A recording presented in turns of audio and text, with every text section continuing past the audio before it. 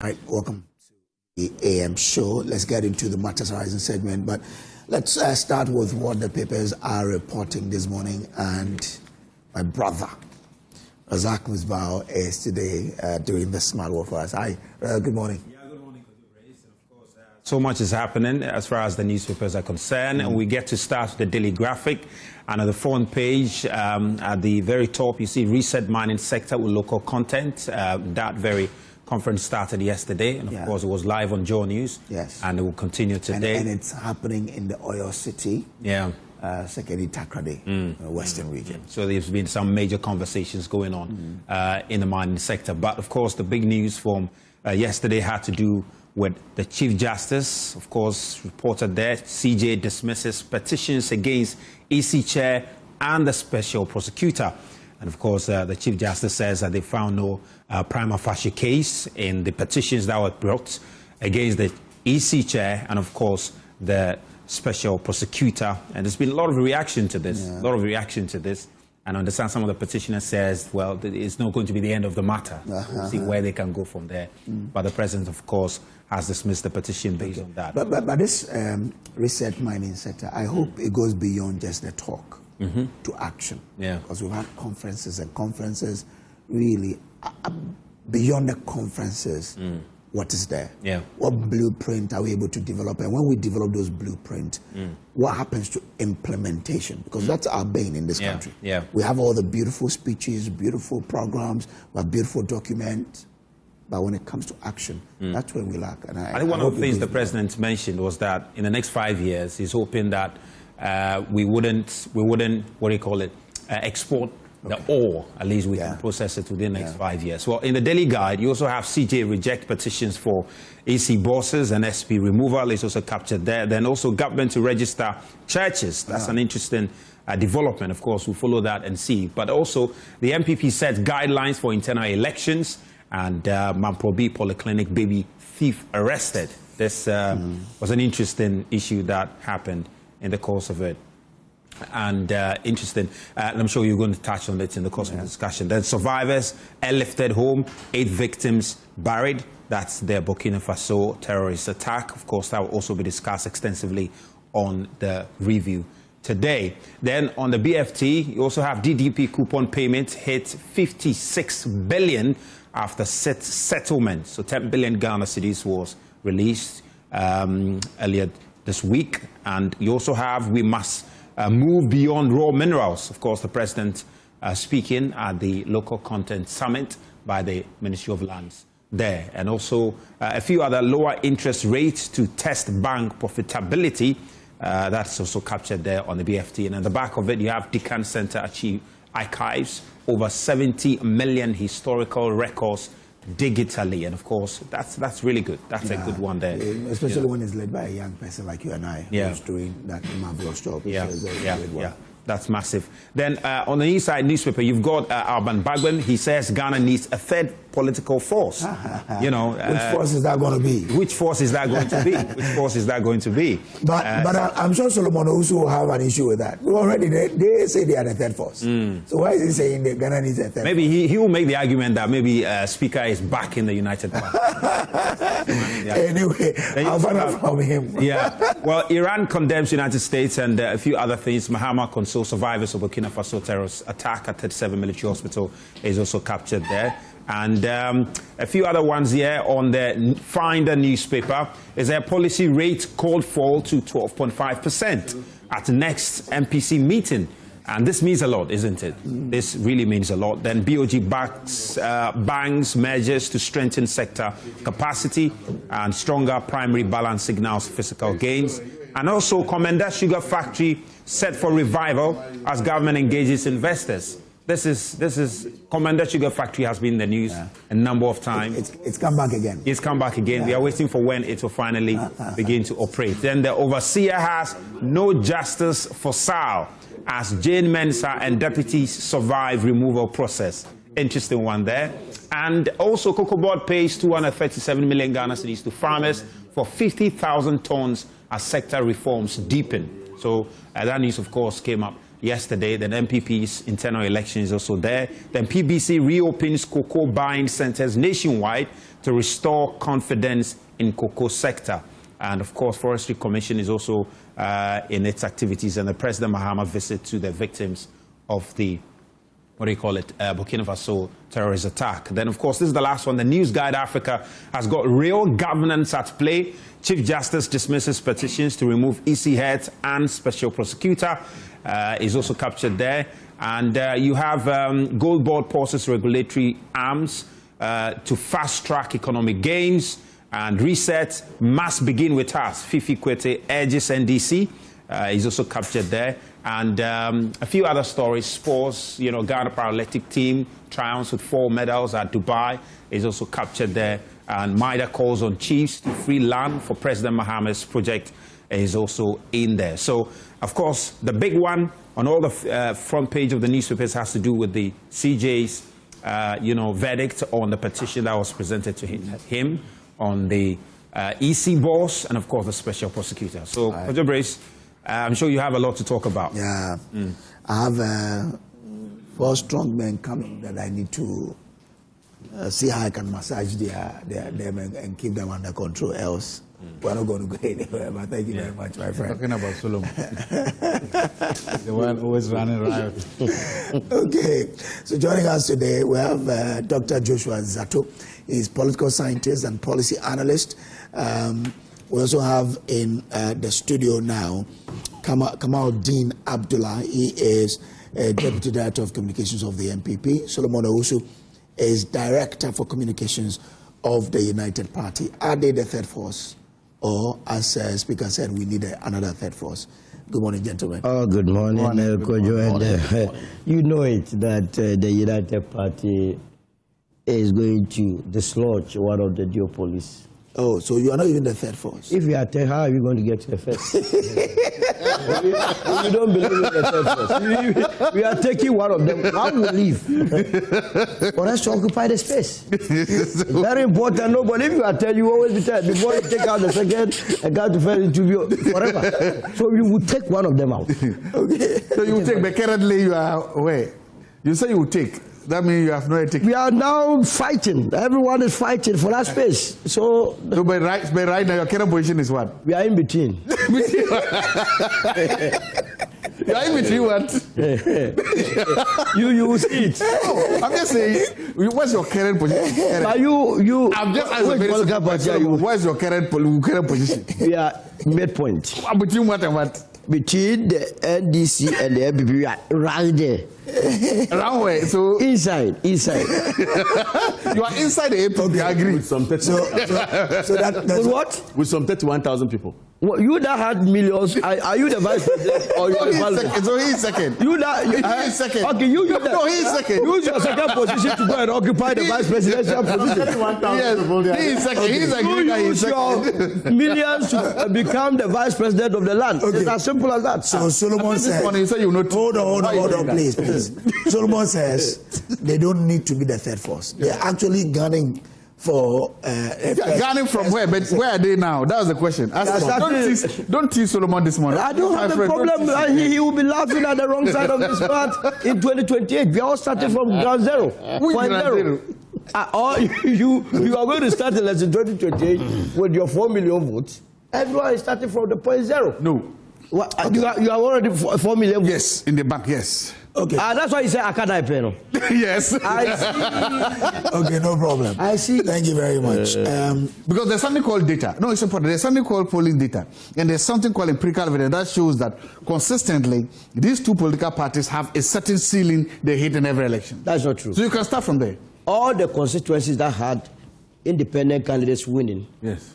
had been occupied by the NDC or the MPP. Or Yes. So by your argument, let me say, by your argument means no independent candidate had any chance to becoming a member of It's always difficult and challenging. What is difficult about it? I'm going to vote against an incompetent. It's difficult. What is difficult about it? No problem.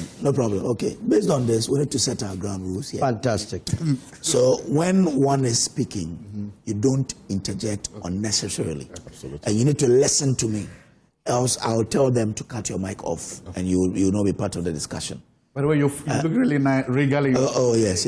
Thank you. I mean, my Ahanta people are watching me, and I needed to represent my... I think you are well trained. We are campaigning for a small chief in a hat. Wearing your hat. Yes. It speaks volumes. Yes. When you tilt it towards left, what you are telling the world is that I am harmless, I am humble, and I'm in there for unity. Okay. When you tilt it towards right, okay, I am the boss. Okay.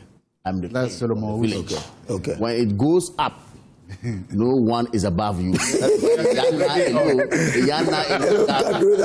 all right. So it has to be, but of course, what you've done is humility. Thank it you. connotes humility and, if you like, harmless posture. I have a lot of paramount chiefs on Ahanta land who are watching me now. Exactly. With all this I need to engagement, how are you going to work smoke comfortably? I tell you, the hat is here, is this, and that. I have bought my product I'm wearing to feel comfortable. Now you are going to interpret. So that's why you said I don't wear the hat. What sort of life is it? I don't wear the hat. I don't wear the hat. Because of modernity, Yes. those days, we are told, history has it, that wearing of the hat to the chief's palace speaks volumes. Okay. You are angry with the chief, you are angry with everybody, all will be interpreted. It will descend on you. So that's why I went to the market to go and buy my own attire Yes. to come and dress. I put it up whichever way I like. You say, I am sorry disrespectful. Yes. Then don't sell it to the public. What? They're selling but dressed. Don't sell it to the public. The way he's dressed, elegant. Well, but culture is culture, so maybe... No, culture is culture. Yes. And so, you know that somebody can wear to offend the sensibilities of others. So you restrict sales. Okay. Now that you have made it wholesale. So they educate. That's what I mean. I was educated on that, so maybe they So yours educate. is humble and harmless. So you can let it see the two front. I'm not here to So this is general for everyone. You can all tilt it towards left and go on. Thank you. So, When you go towards right, you mean you are a chief, you are a serious person. so they will try you. It goes up, that you are above everyone. Okay. All right, so as we've all agreed to the ground rules, let's move on. But let's start with the Mamprobi Polyclinic baby thief who has been arrested. I mean, this story started going around, I think, 2 days ago, when we were told that a certain baby had been stolen from the Mamprobi Clinic. But yesterday, Ghana Police Service announced that they've been able to arrest the lady and reunite the baby with the mother and the family. So, but I mean, this is just a curtain raiser, so I'll give each and all 2 minutes each. Where must we start from? Must we just see it as someone who went to steal? Or probably we need to tackle it from a psychological or social point of view? Solo, let me start with you. So it's purely someone who went there to steal. But my difficulty or my concern even is not restricted only to this one. We just have to go beyond that and find out how many of these kind of children or kids she might have stolen in the past. And also whether or not there is a ring, a cartel. And I know these things have been happening in other hospitals, just that they don't report most of it. When they steal these babies, what do they use them for? In an era where we are told that human parts is a big deal when you go to certain markets. Was it the case that she was stealing the baby for certain parts to be removed for monetary gains, or she is just a barren lady that is looking for a baby? That is where, for me, the investigation. So this investigation must not end here. It must not end at the point that you say she has been arrested, the baby has been sent back to the parents, and so it's over. We must go into it, the motive, the people that she has been doing it, whom was she going to sell the baby to, or whether who sent her. All these things must come to play, so that as a country we can begin to see our health facilities as national security zones. You cannot just go. If you go to Kolebu, especially the emergency unit, sometimes I wonder whether we are in hospital or we are in the market. Everybody is doing everything anyhow, not structured. So it's very easy for people to do. People can even post as medical staff from how I have observed it. And that's how this one happened. The baby's mother, Precious Ankuma, who delivered her son on February 14, 2026, told police that, quote, a woman dressed in a nurse's peach-colored uniform took the baby under the pretext of administering medication and disappeared. So I hadn't even read this story. But the point is that if you had ever visited any of these health facilities, it is in a mess. it is very easy for anyone to pose as a staff to swindle patients or people that are attempting to receive medical care. Because if you go to hospital, first of all, you have a problem. That is why you have gone. So you are looking at solution. Anybody that approaches you and pretend as though he is the one to offer you solution, you will give in. So what sort of security arrangements do they put in place so that it will assure the public that the people that they will be dealing with there are the real staff? So that is where the investigation must go. We must go into it deeply. It can affect all of us. Kamal, even now the family of the baby are calling for DNA tests to ascertain the true identity of the baby, whether that is the son of the mother, because of they disagreeing that the person who has been arrested is not the person they saw on the CCTV. So when Solo says the investigation must begin from somewhere, listening to or hearing that the family is calling for DNA, what do you think the police must do, or where must they really begin from? Well, once again, good morning to you, good morning to Dr. Zaato and to Solo, as well as our viewers out there. I think the call is very imperative, very, very significant. I mean, if after childbirth, just on the verge of me being prepared back to my bed to have my child, I'm told my child has been stolen. Obviously, not knowing, not seeing my child, will call for DNA to establish proper identity of who actually is my child. So I think the call is in the right direction, and I believe it will form part of the investigation going on. Yes, our laws frown on it. Section 93 of the Criminal Offences Act is clear on child stealing. Of course, even this kind of offenses can be tried under abduction and kidnapping as well. I mean, so it means that Ghanaian laws actually are very serious when it comes to, you know, some of these nefarious activities. But that said, in our social settings, women who find it very difficult to conceive go through a lot. That is why they also need to conduct some psychological, if you like, research on the person who is purported to have, or who is alleged to have stolen the child. What is she going through? Okay, what actually triggered it? All these things ought to be looked at. Advanced countries, they would not just, you know, go straight punishing, even though the act is there, but they would investigate to know her status. What warranted this? What was the actual intent? All this will be established before maybe the final docket is presented for an offense to be charged and move on. But I say this because most women go through some of these problems. Okay? I am married, I don't have a child, and the entire family is on you, of the man. So you have to steal a baby? No, you don't have to at all. It's not. That's why I said the laws frown upon it adequately. It's wrong. It's not a proper act. It's an immoral act. But you see, people go through a lot as well. That's what I'm saying. That said, it doesn't justify what has happened. Okay?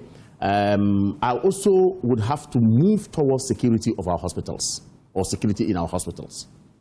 If we are told per the story that you just read, that somebody walked in and then dressed as a nurse and had access to, you know, I don't know where exactly she picked up the baby. So it means that security must be top notch. And more worrying, the CCTV footage you are telling us does not even reveal that it's this person that they caught. More worrying again. That's what the family is saying. You get what I mean? But I also listened to the story, but let me also thank the sister of the person who has been arrested. Okay. Here is a sister who actually went and reported to the police when she got the baby home. Her sister reported her to the police, and then she got arrested. It tells you that, yes, Ghana will still uphold some morality in high esteem, okay? And her gesture or her act goes to tell everyone that irrespective of who has actually committed a crime, whether your brother, your sister, or whatever, don't shelter. Because we all have a duty to ensure that there's sanity in our system. I just think that hospitals must work on their security, that's one. I also think that the investigation must get to its fullest. And then finally, we should try as much as possible to conduct the DNA to establish the right identity of the child as well. Okay. Grateful to you, Dr. Zaato. Do we have the government of Ghana policy, comprehensive policy on issues like fertility, challenges that women face?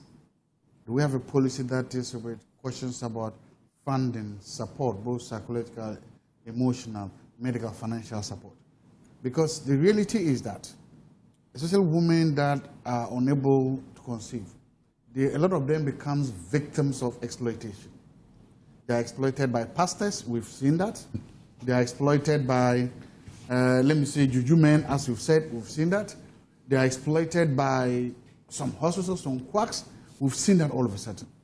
So it is time we start to ask ourselves whether we need a comprehensive policy to make this, to bring these issues out, acknowledge them, and then begin to see what kind of support the state can give to women and people going through this.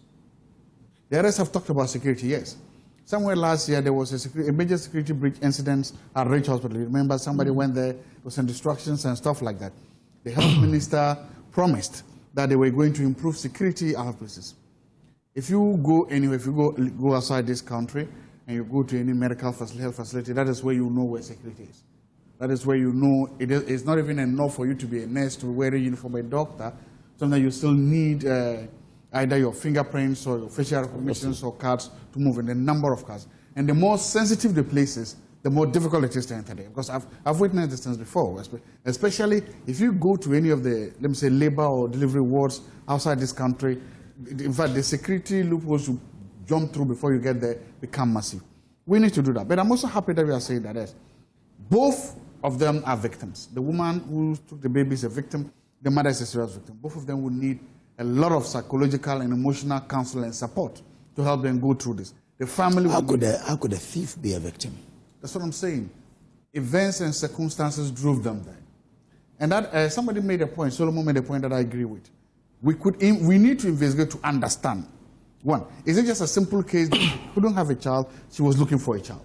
That becomes a very simple and direct way. Or she's part of a ring. Exactly. That is the point. Now, if we find out then that she's part of a baby stealing ring, then any of the soft spot we have for her immediately erodes. Because then we then realize that, no, that's not the case. We are not saying that it's justified if we realize, but we are saying that sometimes in cases like this, you must try to see whether you can go with a stick and a carrot approach. If not, you will forget and you will ignore certain important critical issues. Even if we realize that she's part of a ring, then the state can use her as a witness, as an informant, to not try to get, because her compliance and ready to talk to the security agencies, probably or preferably for linear sentences, could help unravel a bigger net and make sure that these things are avoided. Okay, but at the same time, I pray for the family of the woman. I pray that the DNA test and whatever they're saying happens and issues like that. And I pray that at the end of the day, they also succeed. But for a woman or somebody to be able to walk so effortlessly into a hospital, pick a baby, and come out and move away, it is something that I think that it's a really serious issues about security. Okay. But the question is the question I also didn't ask. The man public place, they have CCTV. So the CCTV help us to at least be able to do this. Yeah. How many facilities, health facilities in Ghana have that? Okay. How many facilities have such enhanced security systems that can help us do this? No, look, in other places, I remember I was when you give birth. Immediately the baby comes out, there is a tag. A tag on the baby or on the mother. Yeah. And nobody else, and there's a limit how far you cannot even leave the ward. Exactly. You know, so there are things, and some of these things, when we think about them carefully, they are not that expensive. They are not, they will not break the budget. If we deal away with some of the inefficiencies and inefficiencies in the health systems, we can easily come out, because the moment the baby is born, the most vulnerable people in that hospital become the baby and their mother.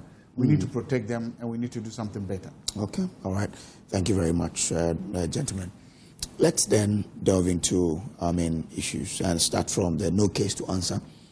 EC and Special Prosecutor go unscathed. Solomon, was this something that you expected? I mean, when you heard of these petitions, was this outcome something you expected?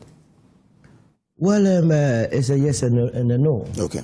A yes in that those that filed the petitions believed in the petitions that they filed. They believe that based on what they are seeing, issues of incompetence, issues of misbehavior have taken place with the Electoral Commissioner and her deputies, as well as the Office of the Special Prosecutor.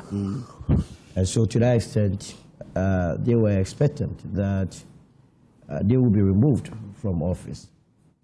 And no, because in as much as they had the right to submit a petition, they did not have the right of determination. Yeah. And so I was cautiously optimistic as to the outcome, waiting for what was going to happen.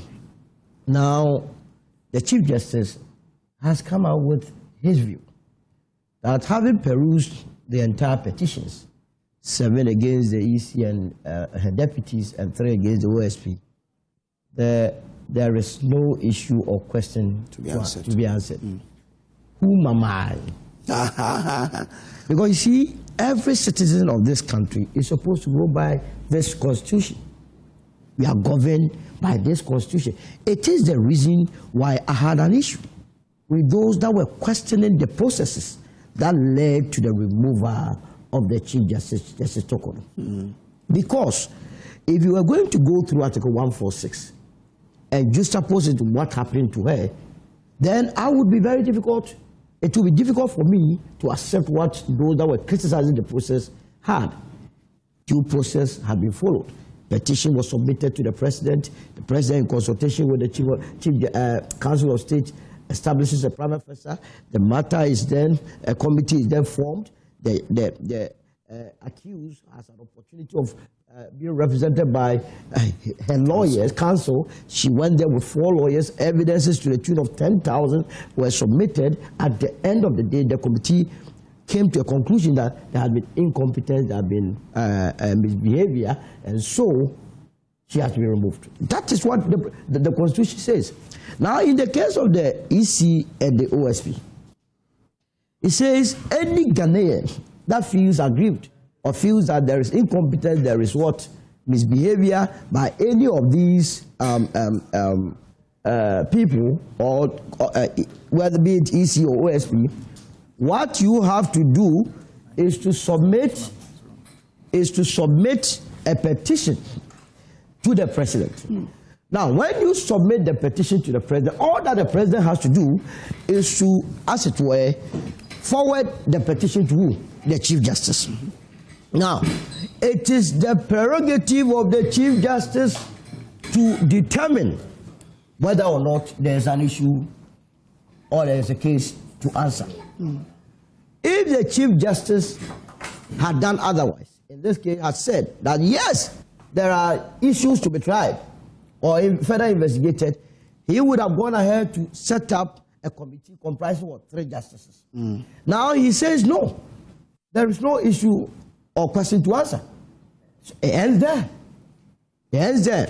But in so doing, what I would rather suggest to the Electoral Commissioner and her deputies, as well as the OSP, is to take those petitions that Ghanaians, tax-paying Ghanaians, because their offices are paid, but your tax and my tax. Sure. Tax-paying Ghanaians submitted with a view to removing them from offices as a serious issue, and work on them where they, within them, fall short. They work to improve on some of this. Because you see, whether we like it or not, we have also been partakers in our elections. Because you cannot convince me sitting here that our elections have been smooth. There are clear cases of incidents that ought not to have happened in our electoral circuit. Because remember, political actors invest in some of these things with a view to leading the country. It must not take any electoral officer to shorten the will of the people. Recently, we discussed Pandai. Was it not in this house that we discussed it? What was the outcome of the High Court? So they must improve on all those things. I think it's a lifeline. It's a lifeline. They have been handed a lifeline take a cue from it, improve on where you feel that you fell short, for which reason people thought you might be removed, and once you improve on it, after all of it, I don't wish to be the easy boss. It is the reason why you are there. So once you are there, serve the interest of the nation. Nothing more, nothing else. If anybody is convincing them that you can serve the interest of an individual and go scot-free, it is not Emba's way. It is not going to happen. That's what Emba's way. Emba's way. Emba's way. Let them have it at the back of their mind that public service is service to mankind, to service to humanity, service to the nation. And no individual, according to our constitution, is supreme than the constitution of the land. Same with the OSP. That if your mandate is to make sure that corruption and corruption-related offenses are dealt with expeditiously and then perpetrators are brought to book, we must not, at any given time, have any other thoughts. We are building a nation. It's not about personal problems. So, for me, it's a good thing. We must all accept the ruling or what has been said by the CJ. I think, by and large, people are beginning to have some levels of confidence all of a sudden. I believe from where I sit in this CJ and what his Supreme Court and other judges are doing, they must carry on through, and let's build a solid foundation for this country. I'm grateful to you. Before I bring the others in, let me acknowledge, yesterday we started raising some funds for a young girl. This morning I've received some more. Haruna Sachibu, you've sent us 100 cedis. We're grateful to you. Vida Osu, you've also sent us 100 cedis. We're grateful. Kosa Isaac Money, we thank you. You've sent in your donation. Ibrahim Karim, we're grateful. You've sent in your donation. And just now, Rachel Nikoi, you've also sent in your donation. We raised in excess of 41,000 Ghana cedis so far. We're looking to raise 70,000, and you guys have been amazing. When the story went yesterday, between yesterday and now, we've raised over 41,000. So we are grateful to you for doing what you do. Now, let me move on. So let me welcome Hamza Sohoyini. He is a lawyer and a member of the NDC's National Communications team. In fact, when the General Secretary said all those who have political appointment must decide to leave the party position, I remember the text someone sent last week that you should think about running for the National Communications Officer. And I said, well, maybe. You have already joined the NDC. You not join the UP. He's my in-law. Good morning. He's my in-law. Hamza is my in-law. He's married to a sister woman. So I'll pay for him. It's okay. Yeah. Gallant production team as always. It's nice to be here once again, especially in a very spiritual month of Ramadan. And so hopefully myself and my brother Kamaldeen will attempt to discharge ourselves accordingly and eschew lies. You lie, you have spoiled the Ramadan. Politics. This is a very, very serious month, and we must be diligent and be sure of the things we send out under the guise of doing politics. Politics will not be an excuse. Okay. Yeah, right. It will never be an excuse. Okay. And so I hope and pray that we'll be able to carry ourselves diligently according to the dictates of our faith. Without propaganda. Without needless propaganda. Okay. So it means that today you should give this man a platform to start Islamic preachers. Why are you uncomfortable? No. I've spoken to now on myself. Gentlemen, what it means is that today we'll have a very calm show. Because all of them are fasting. You should be given a platform to start Islamic No, we are meeting. I'm going to eat. Okay. Hamza, once you're sitting next to Solo, then let me bring you in. We're talking about the no case against the SP and the Electoral Commission. Okay. I mean, I've seen people say democracy is working once this didn't go through. Is that your exact feeling as well? I think that it will be problematic for me to say that it's not my feeling, but just that I'm disappointed that once again after Solo, I get to speak before these two people who begin to share. Okay, hold on. No, but I was. Hold on. You've brought my attention to something. I actually nearly said it is no. It's true. I mean, I don't have to take you after. So let me bring in Kamal rather before Hamza. I have two. Oh my God. Yes. Hamza, Kamal, come in here. Given the mood in which we are, as he rightly put it, the month of Ramadan, and of course, the last time I checked, the teachings of Islam does not say that or single out the month of Ramadan to say you should be honest, you should be truthful. What the teaching says, every single day in your life is supposed to be characterized by honesty and, in fact, truthfulness. But this is more important.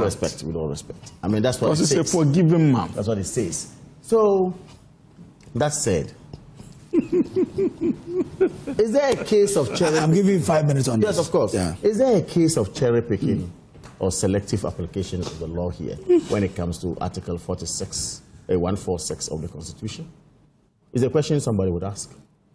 And lawyers have also espoused their positions on what we heard yesterday and read. That, look, the most confused position of the Constitution at the moment is Article 146. Many people have actually made it. And some of these, when they come out, the legal pundits or legal luminaries will come out with their various angles. You understand? What actually constitutes a misbehavior is what the CJ is saying. That, look, from what we have received and read, it is evident on the face of it that some constitutional questions were raised, administrative questions were raised, but they don't meet the threshold to determine a prima facie case. It will be interesting to have a full report, because I know that when justices of their caliber sit, they don't just write English. They derive their positions from laws. Okay? They derive their positions from determined cases, which are precedents. And they derive their positions from textbooks and all that. Various way of doing it. So it will be very interesting. It's just unfortunate what the law says. Whether after furnishing the president with it, the president would make it available for all of us to read, to get to know the ratio or the reasons behind the decision of the Chief Justice. I'm raising all this because of what we saw not too long ago about Tukono. Okay? Incompetence, stated misbehavior, and all that.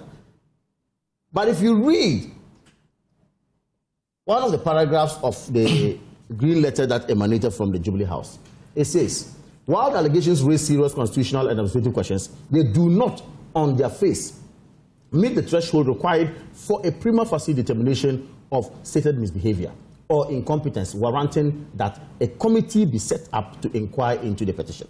The petition largely rests on conclusions of unlawfulness and bad faith without establishing a preliminary level, clear facts demonstrating intentional wrongdoing or a manifest inability to perform constitutional functions. Even if the Commission's actions or inactions are assumed to be erroneous, okay, controversial or suboptimal, such shortcomings do not automatically translate into stated misbehavior. That is what the Chief Justice says. That's why I'm saying that some lawyers, after reading this, say, then at what point can a stated misbehavior actually be impugned? Not just only lawyers, commonsensical people will also say this. Because yesterday, we were told that same Article 146, Council of State was able to establish, if you like, prima facie case against not just anybody, but a certain Chief Justice. And when ratios were asked to be given, we're told that, she traveled, and the travel policy was reneged upon. We're told that some administrative infringement. And then if this one talks about some administrative questions and infringements, and yesterday was actually meeting the threshold of prima facie, why not today? I'm not actually against any or the OSP or the EC, but I'm trying to say that our law should actually be so clear to us so that it will not leave us in a state of confusion, as it were. But that said, I think it's a call to the EC to continue to do their work. Thank you very much. And it's a call to the OSP to also ensure that whatever you do must be within the law, as it were. But of course, it's an interesting field to study further, especially regarding Article 146. Okay, thank you very much. I'm grateful. Let me then bring in Hamza. Hamza, does this probably call for us to take a look again at this Article 146? Kojo, I think that so many people in the past raised concerns about the operational nature of Article 146. I have listened to a number of people from the time of Charlotte Osei, when the NPP decided to use it against her, and subsequently some other High Court judges, especially after the announced expose. And so those discussions are still ongoing. And not long ago, even the majority leader himself had cause to indicate or signal that the Attorney General is likely to present a bill on how we could get Article 146 to function effectively. For those of us who understand the spirit of the 1992 Constitution, any such discussions can clearly find room in the Constitution itself, because the Constitution agrees and states that it is a living document, which means that at any point in time, there will be opportunity for growth. And even when it comes to constitutional interpretation, these are some of the fundamental rudiments that judges take into account when interpreting the Constitution. So yes, I am not opposed to any further recommendations intended to enhance the functionality of constitutional provisions, not just Article 146. I believe that there are so many other articles that needs to be looked at, and that is why I was excited when His Excellency President John Dramani Mahama instituted the committee, the Constitutional Review Committee, to have a look at the Constitution. They have since forwarded their report to His Excellency the President. And so these discussions can continue to go on, and it is a commendable one. But something significant is happening in this country. And you can only be a hypocrite not to admit the change that is taking place in this country. What change? Look, I know, as a matter of fact, that there are so many NDC people out there who are angry with the outcome of the Chief Justice's decision on these two petitions. Because as far back as 2020, calls started coming for the removal of not just Charlotte, what's the name, Jean Mensah, but the Deputy Dr. Bosman Asari. Indeed, Dr. Bosman Asari had cause to indicate publicly that the NDC was a danger to democratic stability in this country as electoral commissioner. Oh no, that was before, when he was a lecturer at the University of Ghana, when he was addressing some students. It wasn't Not only that, even as deputy electoral commissioner, he granted an interview and said that our behavior as a political party threatened democratic stability. A supposed hamper of our electoral process. Kojo, so many people at the back of that called for his removal. But yesterday, what happened tells you that it is not just about the emotions of political party activists and what we think. It is about the law. And this government, when faced with aspirations and desires of its grassroots, if it is not in tandem with the law, they will not force the hand of state institutions to achieve that aim. And what are we talking about today? What is the Chief Justice saying? And it's important for us to read, to put it in perspective. Kojo, listen to the Chief Justice. That while the allegations raise serious constitutional and administrative questions, they do not, on their face, meet the threshold required for a prima facie determination of stated misbehavior or incompetence warranting that a committee be set up to inquire into the petition. What was the basis? What was the basis of the removal of Charlotte Osei? Procurement breaches, where even our procurement laws had stated explicitly that there were corrective opportunities available to someone found in breach of those laws. And mind you, Charlotte Osei was not the procurement officer of Electoral Commission. She was only the Electoral Commissioner.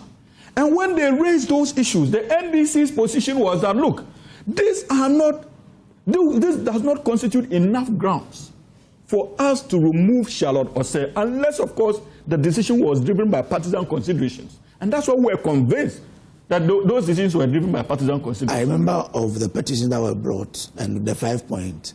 The Chief Justice then, is it Sophia Kofo? She found prima facie on 2, not all the 5. So maybe I have to look for it to find whether yes, those 2 it was the procurement breaches was the number 1. Okay, I'll look for it. Kojo, no, please let me learn. No, allow him. Kojo. So, but you have a minute to learn. Oh no. You have a minute. I give everybody 5 minutes. I've given you more. But Kojo, he did more than 5 minutes. You go. Your time is. You have a, don't worry. Allow me to. Please don't remind anyone. I should be reminding him. He has 1 minute to learn. So Kojo, you see, and this is important. That was the NDC's position. Now, His Excellency President Mahama receives petitions. He has forwarded those petitions to the Chief Justice. The Chief Justice's decision on this case, I maintain, and that's why I'm happy about him, is in line with the principles the NDC espoused in the Charlotte Osei petition. It's in line. So we cannot, no matter how strongly we feel about the likes of Jean Mensah and Dr. Bosman Asari, we cannot be angry with the outcome of the Chief Justice's determination or failure to determine a prima facie case. Because it is in tandem with what we canvassed for in the case of Charlotte Osei. And that is why I am extremely excited, and for the first time in a long while, I see our democracy working. Okay. And you see, it is significant. This decision, Kojo, tells you that the promises we made to reset, we acknowledged and we knew that even in opposition it was going to be a double-edged sword. That there were going to be instances that it will cut against the party interests and the interests of our grassroots and project that of the national interest. And there were instances that it will sync with the objectives of our party supporters. And this is one classical example of how the reset agenda has acted against the collective interests of the NDC grassroots. And that is the reason why President Mahama's emergence and journey back to the presidency was crucial for this country, especially considering what we witnessed. Okay, all right. In the 8 years of Nana Addo Dankwa Akufo-Addo and Dr. Mahamudu Bawumia. Okay, thank you. His able assistant. Thank you very much. And so, my brother, grateful. you see your difficulty. Your difficulty this morning is because what we are showing, the leadership John Dramani Mahama and the judiciary are exposing you to, is alien to your way of politics. So that's why we are fumbling. No, Hamza, you are my friend. I'm done. And we have to respect each other. Before you came, we set as a ground rule. Nobody was going to interfere. I'm looking at my time because he did 7 minutes. No. You didn't do 7 minutes. I did 7. But again, I've cross-checked what you said about the Charlotte Osei, and it is true. So it's true that it was on procurement that she was. This one says. But that's common knowledge. The procurement activities include the engagement of Sorry at Law, an associate for the commission, the award of several contract to STL, the 2 contracts for the partitioning and consultancy services of the new office block, the 3 contract awarded for the construction of prefabricated district offices of the commission and consultancy services thereof, the 2 contract awarded to Dream Oval Limited, and finally the 2 contract awarded to Quasar Limited from South Africa. Evidence before the committee showed that all these contracts were awarded by Mrs. Charlotte Osei, contrary to the Public Procurement Act, the report stated. Let me bring you in. Zaato. Thank you very much. The cynic in me wanted to say that the timing of the release of this report is suspicious. But I want you to look at whether it is time. We look at the quote and unquote frivolous petitions that people do send to the presidency seeking for the removal of constitutional office holders. Thank you. So the cynic in me wanted to say that the release of this is suspicious, that it was an attempt to bury the negative story about the cocoa farmers and their suffering, and so there was a need to shift it, okay? That was the cynic in me saying that. But then I've also think that I have personally stated some positions on these issues, and I think so far I've been right in one and I've been wrong in the other one. When it came to the Chief Justice, I said she was a goner, she went. When it came to this, I said they were going to go to, they didn't go. So I got one right, I got one wrong. It's proper to come and say that, yes, this one position, this is what I got wrong, and I get to skip. When we define politics, we say politics, who gets what, when, and how. One of the most other important questions we follow up with is who decides? Who gets to make those authoritative decisions? We are dealing with one article. I'm not a lawyer, so my ignorance there may come out, but it's important, Article 146. You see, the question is not Article 146. The question is, who gets to decide on Article 146? Absolutely. At what point? One, if you look at the removal of the Chief Justice, and for them, the Chief Justice, the forum that gets to establish the prima facie case is a political forum, and think intentionally done that way, the Council of State. The Council of State is a political forum. Very political. But political in terms of favoring one party or what? I want to get to understand. Hold on. Don't interject him, Hamza. Yeah. I'm not interjecting. Political in terms of the makeup. The number of people that a president gets to appoint there, and the number of people that gets to, let me say, win elections and get there. If you take any Council of State, if you just look at the membership of any Council of State, it's heavily biased and political towards a ruling government. I agree. You agree? Perfectly. Any Council of State at all you take, they are almost always all partisan. It's a partisan body made up of people that are very loyal to any incumbent. Oh, really? Yes, that's the situation. So if you see that a political body, a partisan body deciding Article 146 is therefore both qualitatively and quantitatively different from a judicial body deciding Article 146. Absolutely. So if you see... Who appoints the Chief Justice? The Chief Justice has a No, we can go there. You can allow him to make his point. Allow him to make his point. Justice after becoming a Chief Justice has security of tenure. He refuses to be a partisan person. The person can stay above board and do this. And so the point I'm making is that if you are, so the same clause or the same act being decided in two different fora. One is being decided in a completely partisan political chamber, and the other one is being decided in a more judicial chamber, a chamber that is, let me say, free from, again, I want to believe that, free from political insinuations, political dictatorship, political that they do. So let me ask you, how would you have wanted that determination to have been done? Because no, it's not about me. Aside the CJ, who is above? No. I want to. If you let me make the point, I will see about it. So the CJ can look at this things purely through the legality, judicial, and then say, because if you look at what he says, even though these allegations raise serious constitutional ambitions, he still thinks that they do not merit a prima facie case.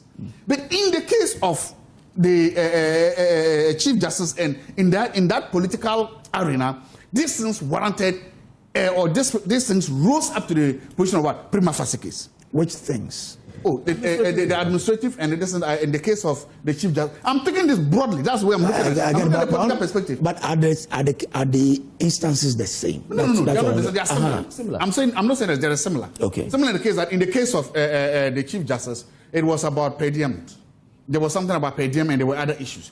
So the bigger point I'm trying to make is that I believe that any Chief Justice in Ghana, therefore, may be surcharged because the forum for deciding their cases is a political arena. Okay. Whilst the other officers of that are affected by this Article 46, therefore, or the place where they are deciding is something in a more judicial place where they can subject the issues to more serious political scrutiny. So once the Council of State may want to do the bidding of their political because remember, their tenure is strictly tied to what? That of what the person who appointed them then. The moment look in 2020, by 2029, President Mahama is leaving the office, right? Even if the NDC wins the elections and a new president comes, it's possible that some of the people, or most of the people in the Council of State, are going to go. He too may appoint these people. So because of that, because their apron strings are directly tied to that of the sitting president, it's possible that they may want to do the will of that president. Secondly, but the Chief Justice doesn't get to go like this. So I'm saying that if the new law that the majority is talking about in Parliament, so can they also look at this particular issue? That even if it is the Council of State that is going to decide this, can we have a more independent body?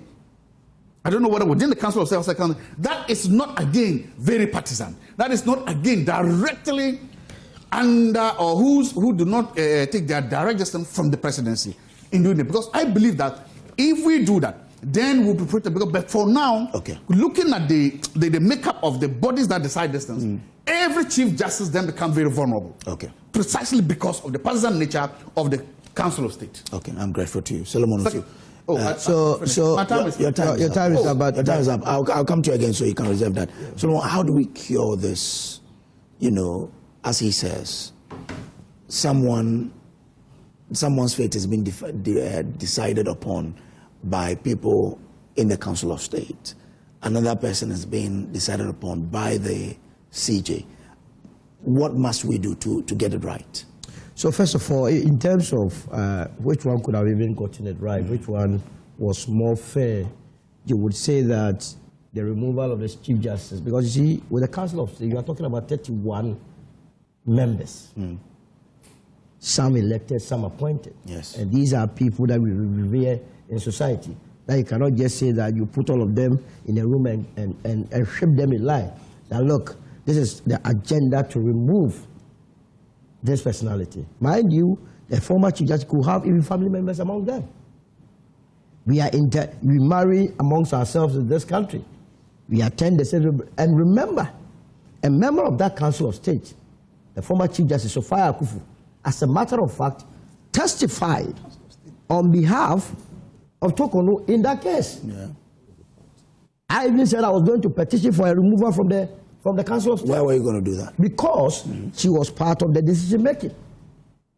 Because if you went to the Council of State, she is in charge of petitions. So every petition that goes to the Council of State, it goes to her directly, and she was part of those that advised the president. So you cannot be part of an advisory team and still go and be a witness. But she didn't advise for her removal. No, but that one, it hasn't come out. All that we know was that during voting, one abstained. And we are not too sure whether it was her.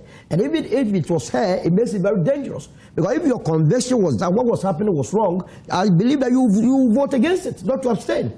Abstinence does not mean you do not agree. It could mean you agree or disagree. So for that matter, she wasn't right.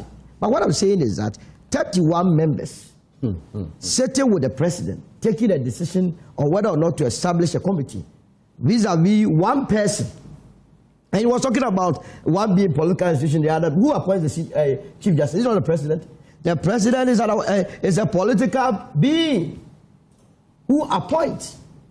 So in both ways, if you are to go by your analysis, then politics plays a role. What we must be looking out for is patriotism, is adherence to the rule of law, to strict application of the Constitution.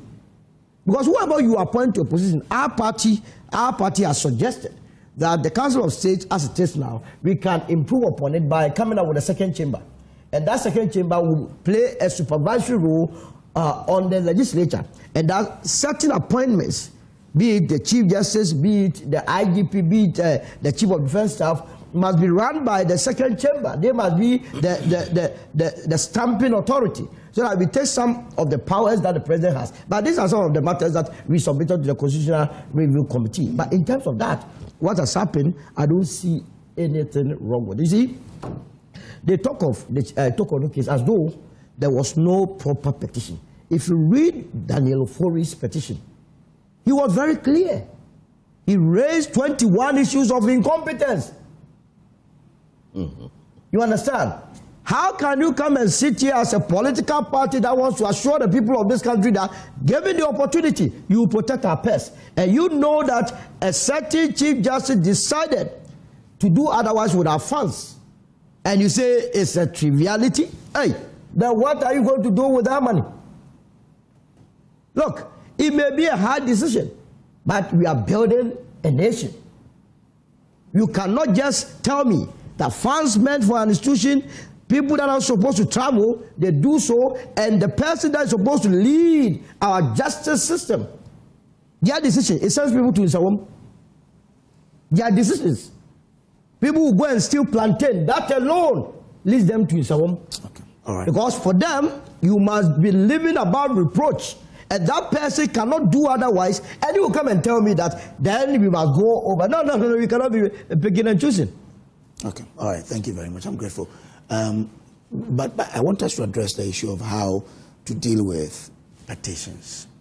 Should we limit how people easily send petitions for the removal of constitutional office holders, or we should just maintain the status quo? The law doesn't make a room for you to gag people from bringing in petitions.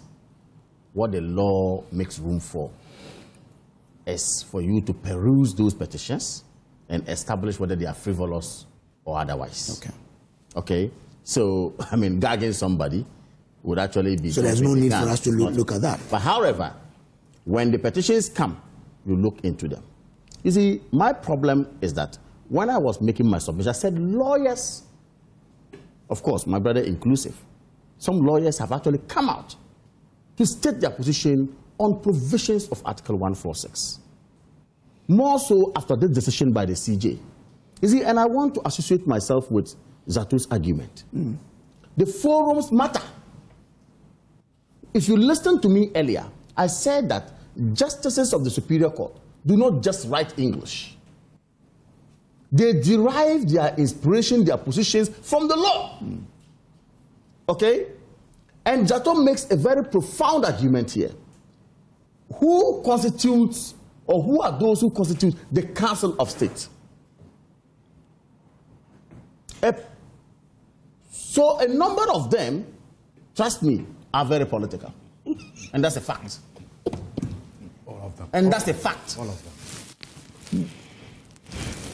If you listen to Solo said that we were told that one person abstained, tried knowledge.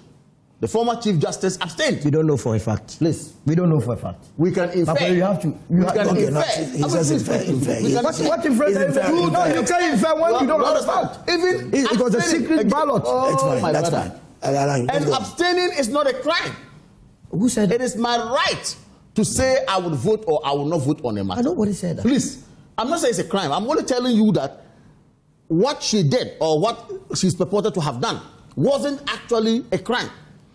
However, she afterwards stated her position again. That look, this is not the way to remove a Chief Justice. She finds some of these petitions frivolous. She's on record to have said it. Well, then you didn't listen to it. I'm saying, and it's because of the eyes of the law she has. That is why Zaato says that, look, what this forum is purely judicial. The Chief Justice is a renowned jurist who I said earlier on that would not take decisions without recourse to the law. Therefore, Charlotte Osei and co., who had their problems emanating from Asiedu Nketia and his likes, calling for their removal even before petitions were granted. Charlotte. I will not be... Charlotte.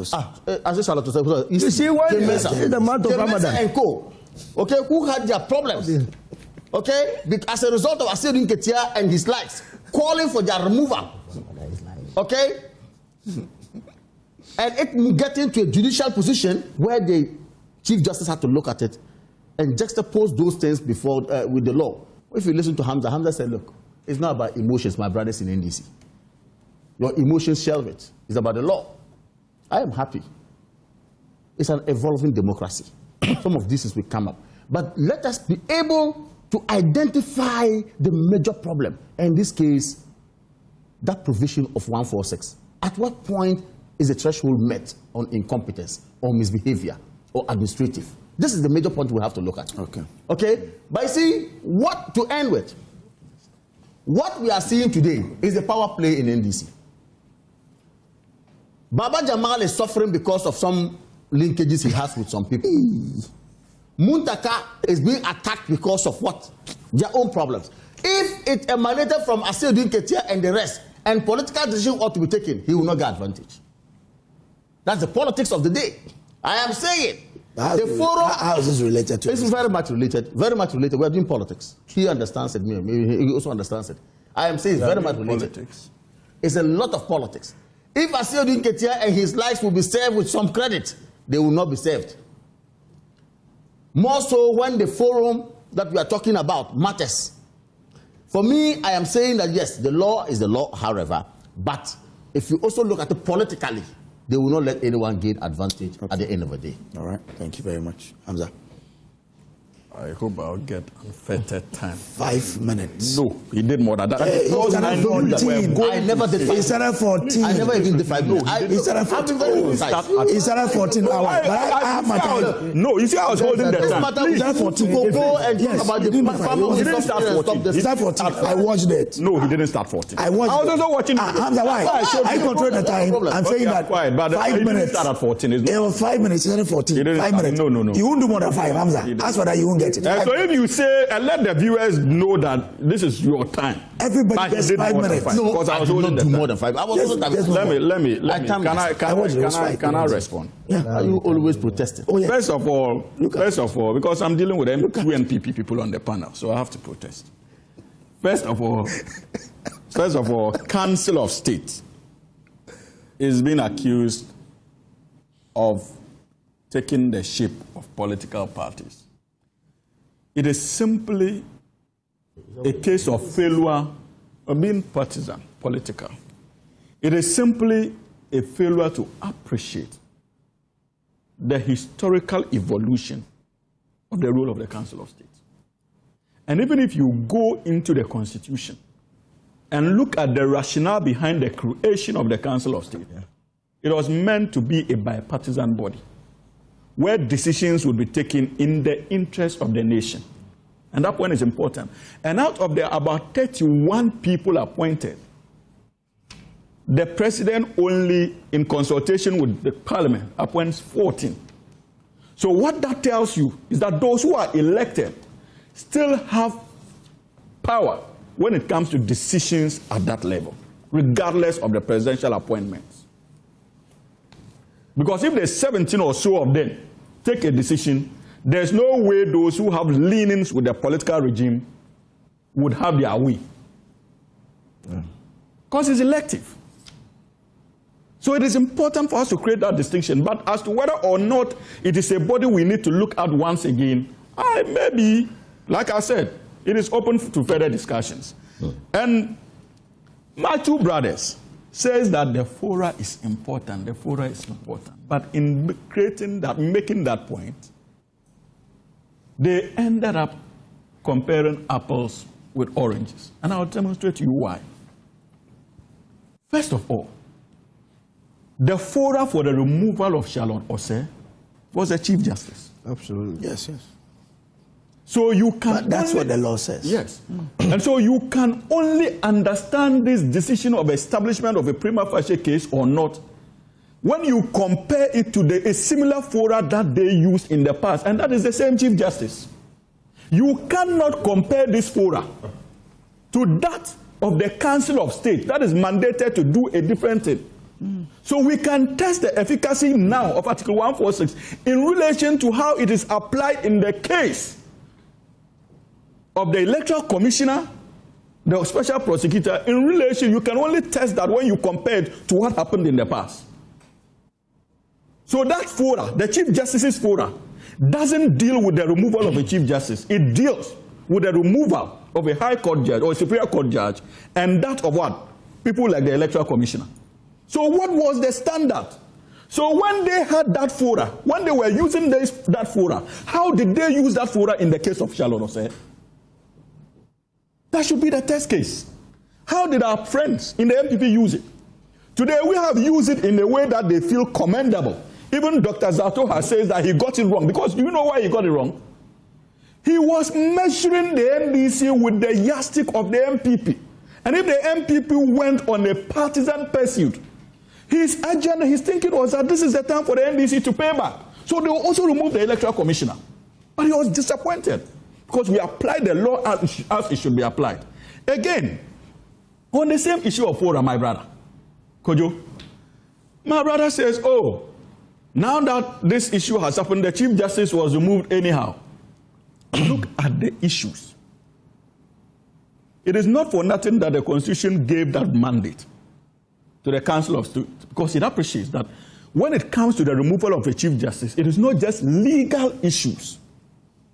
Political considerations and social and cultural expectations of the people would play a role. So it's not just your legality. It borders on issues of morality as well. So that the decision would be seen not just as a legal decision, but a decision taken with all factors considered at the Council of State level. And we're dealing with a citizen of the Republic of Ghana who filed petitions, and as part of his release was the point that this woman you have made Chief Justice of the Republic of Ghana is an obstacle to the pursuit of justice. And this is how he used the power to influence cases against me and many other people and gave detailed evidence. So, in the case of Charlotte Osei, or the current electoral commissioner, and that of SP, I'm sure if there were similar compelling evidence of specific and individual wrongdoing, the Chief Justice would have had no cause but to have established a prima facie case. But Hamza, even though the petitioner you mentioned, he's gone past 5 minutes though. No, he would be done by 2. He's left for 1 minute. Now, that petitioner, in the end, it was her travel expense and the it is not true. That got it's not got true. It's not true. It's not true. Okay. You see, sometimes when you allow this NPP propaganda to fester, that is what happens. The Constitution says in camera. The committee has sat. Nowhere has it been said that the former Chief Justice was removed from office based on A, B, C, and D. Well, show me an evidence of that report. So you may have, as part of the petitions, issues of, what's the name?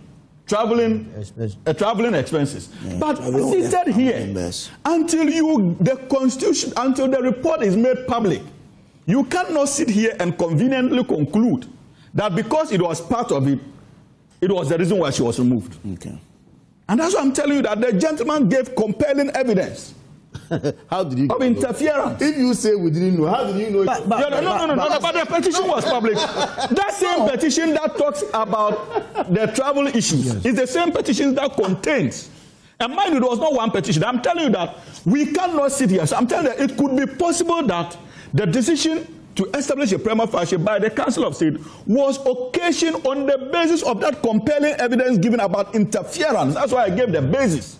And I told that unlike the Chief Justice establishment of a prima facie case, when it comes to the Council of State, many other factors are considered. It's not just legal, cultural, social, and the survival moral implications of our democratic space and how Ghanaians perceive their access to justice delivery. And so let us appreciate these things. Come on, you see, I can understand the difficulty you have with this government, and especially the decision emanating from the Chief Justice, because it is alien to your nature as a political party. Thank you very much. But this is something beautiful. Thank you. Even Dr. Zaato himself agrees that, look, he's been driven. Thank you. Your time is that not the case? I'm grateful. Is that not the case? Because he thought we were going to go by the MPP standard. But Zaato couldn't have said that when on countless occasions he had made bold declarations that they will go. They will go. So he couldn't have said anything. But he's an MPP associate. No, but so he's a member of the MPP. Oh, he's a member of the MPP. Oh. And in their dictionary, they thought that, look, we did this to them, so it's a time for them to... Zaato, you don't have anything to contest with what they say. I'm coming. He's a member of the MPP. Hold on. I'm coming. For my time, because today I don't want to be the destructive one. I'm coming. I don't want to be the destructive one. This one from the presidency says... I will get my 5... President John Dramani Mahama has, in accordance with Article 1469 of the 1992 Constitution, removed Chief Justice Gertrude Torkono. This follows receipt of the report of the committee constituted under Article 1466 to inquire into petitions submitted by the person he mentioned, Daniel Ofori. Yeah. After considering the evidence, the petition and the evidence, the committee found that the grounds of stated misbehavior under Article 1461 had been established and recommended her removal. So, That's all. What are the grounds? That's all.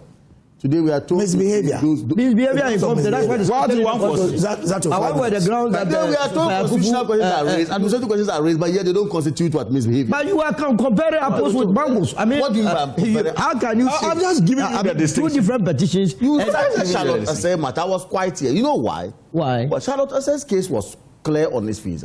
How was it clear?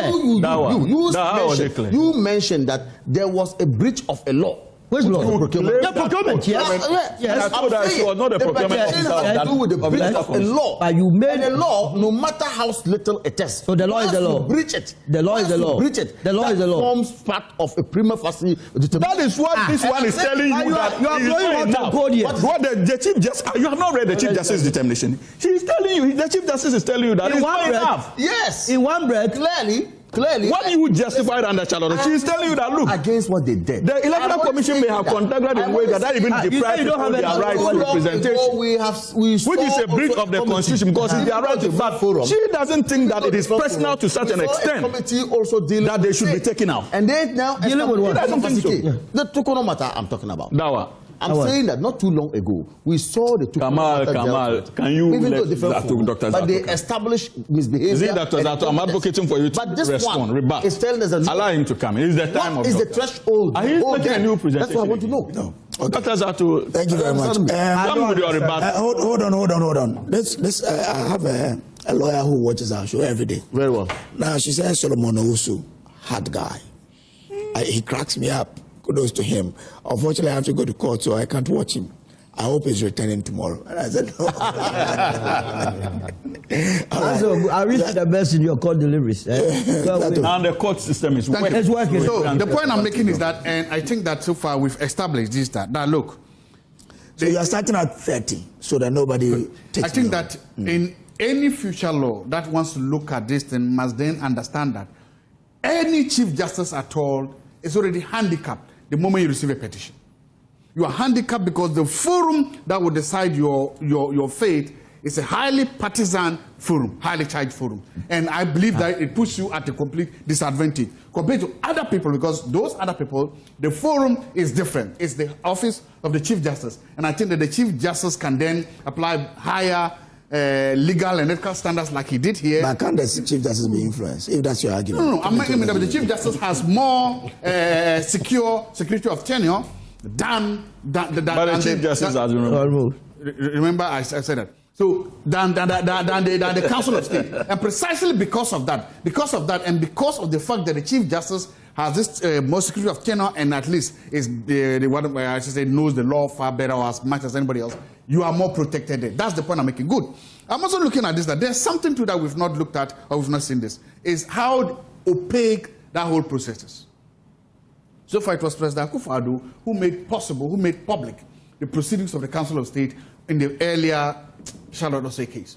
And people now go to read it to try to now understand what went into not establishing that prima facie case. You mean prima facie? How did he do that? Solomon, I'm talking. All right. So, in the first case, but so far, everything else has been so opaque. And I'm believing, look, we need a little bit more transparency. We need a little more. For instance, can we make it possible that right now that Charlotte Osei has been removed, Tokono has been removed, that can we see the reports of both the in-camera report and also the Council of State report? Because I believe that when we see these things and we read them more and we understand them more, they may serve as cautionary tales, one, to serving justices, and they may also go to improve our jurisprudence and how these issues are held in public or held in the future in the case. So we need more information and more transparency in how this is done, because if not, we are just guessing and we are just dancing in some kind of darkness. Three, there's something that happened earlier last week too about the corruption perception index in this country. Despite all the talks of oral and looting or whatever, we didn't make a big dent on it. We didn't cross the 50 mark. We moved from, yes, it's true that there was a minor improvement from 42 to 43. And part of the reasons mentioned by Transparency International had to do with the removal of the Chief Justice and also the OSP. That the way they were removed, how they were removed. No, the OSP has not been removed. So maybe well, calls for their removals. I know it was mentioned. Calls for their removal, agitation for their removal, and things like that. But impacted or helped impact our low corruption perception there. So right now, that's why I'm part of the reasons where I am happy that we have at least for the meantime put that in the back burner. As a country, we need to move forward. But we can come up with measures to say if there are things, administrative or even legal things, that can make that office more independent, we should do that. If there are administrative or legal things that can make that office stronger, we should do that. If there are administrative or legal things that can make that office to buy better and become a force to be recognized when it comes to corruption, we should do it. Because that was the intention of the framers of that office. That was the intention of the creators of that office. That office shouldn't become another talk shop. It shouldn't become another political football. We've said a lot about that office. We've said a lot about how much we've spent in the OSP. We've said a lot about, and then the question, how much we are getting from there.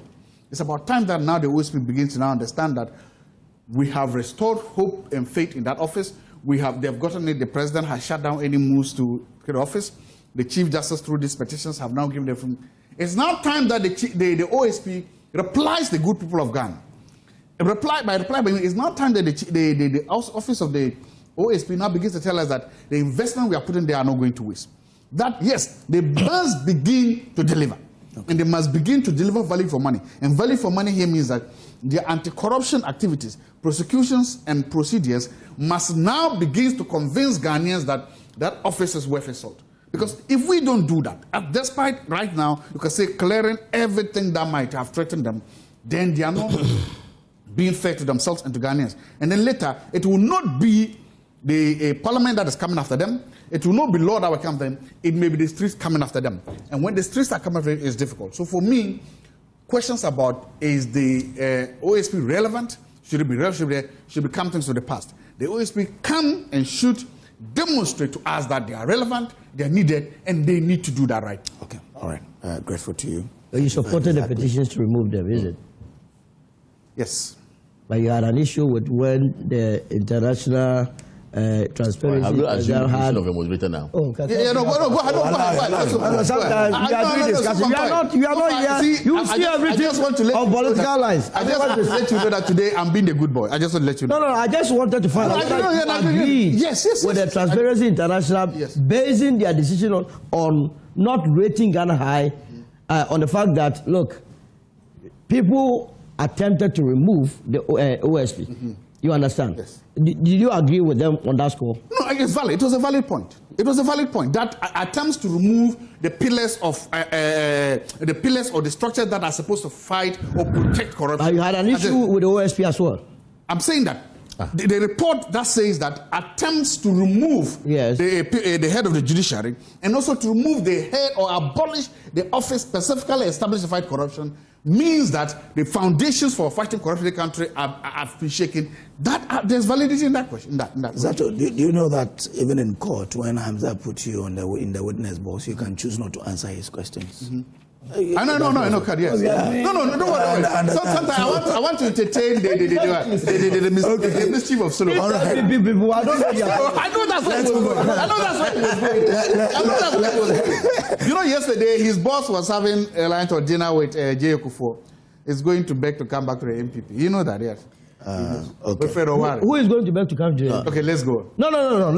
Your boss. You mean Alan went to Kufuor to beg? No, I went to come to Do you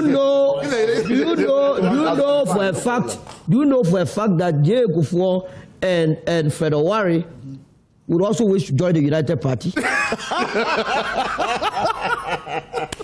Because you are telling me.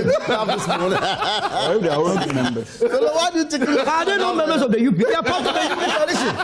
Or you are not running away from the UP tradition. That's their tradition.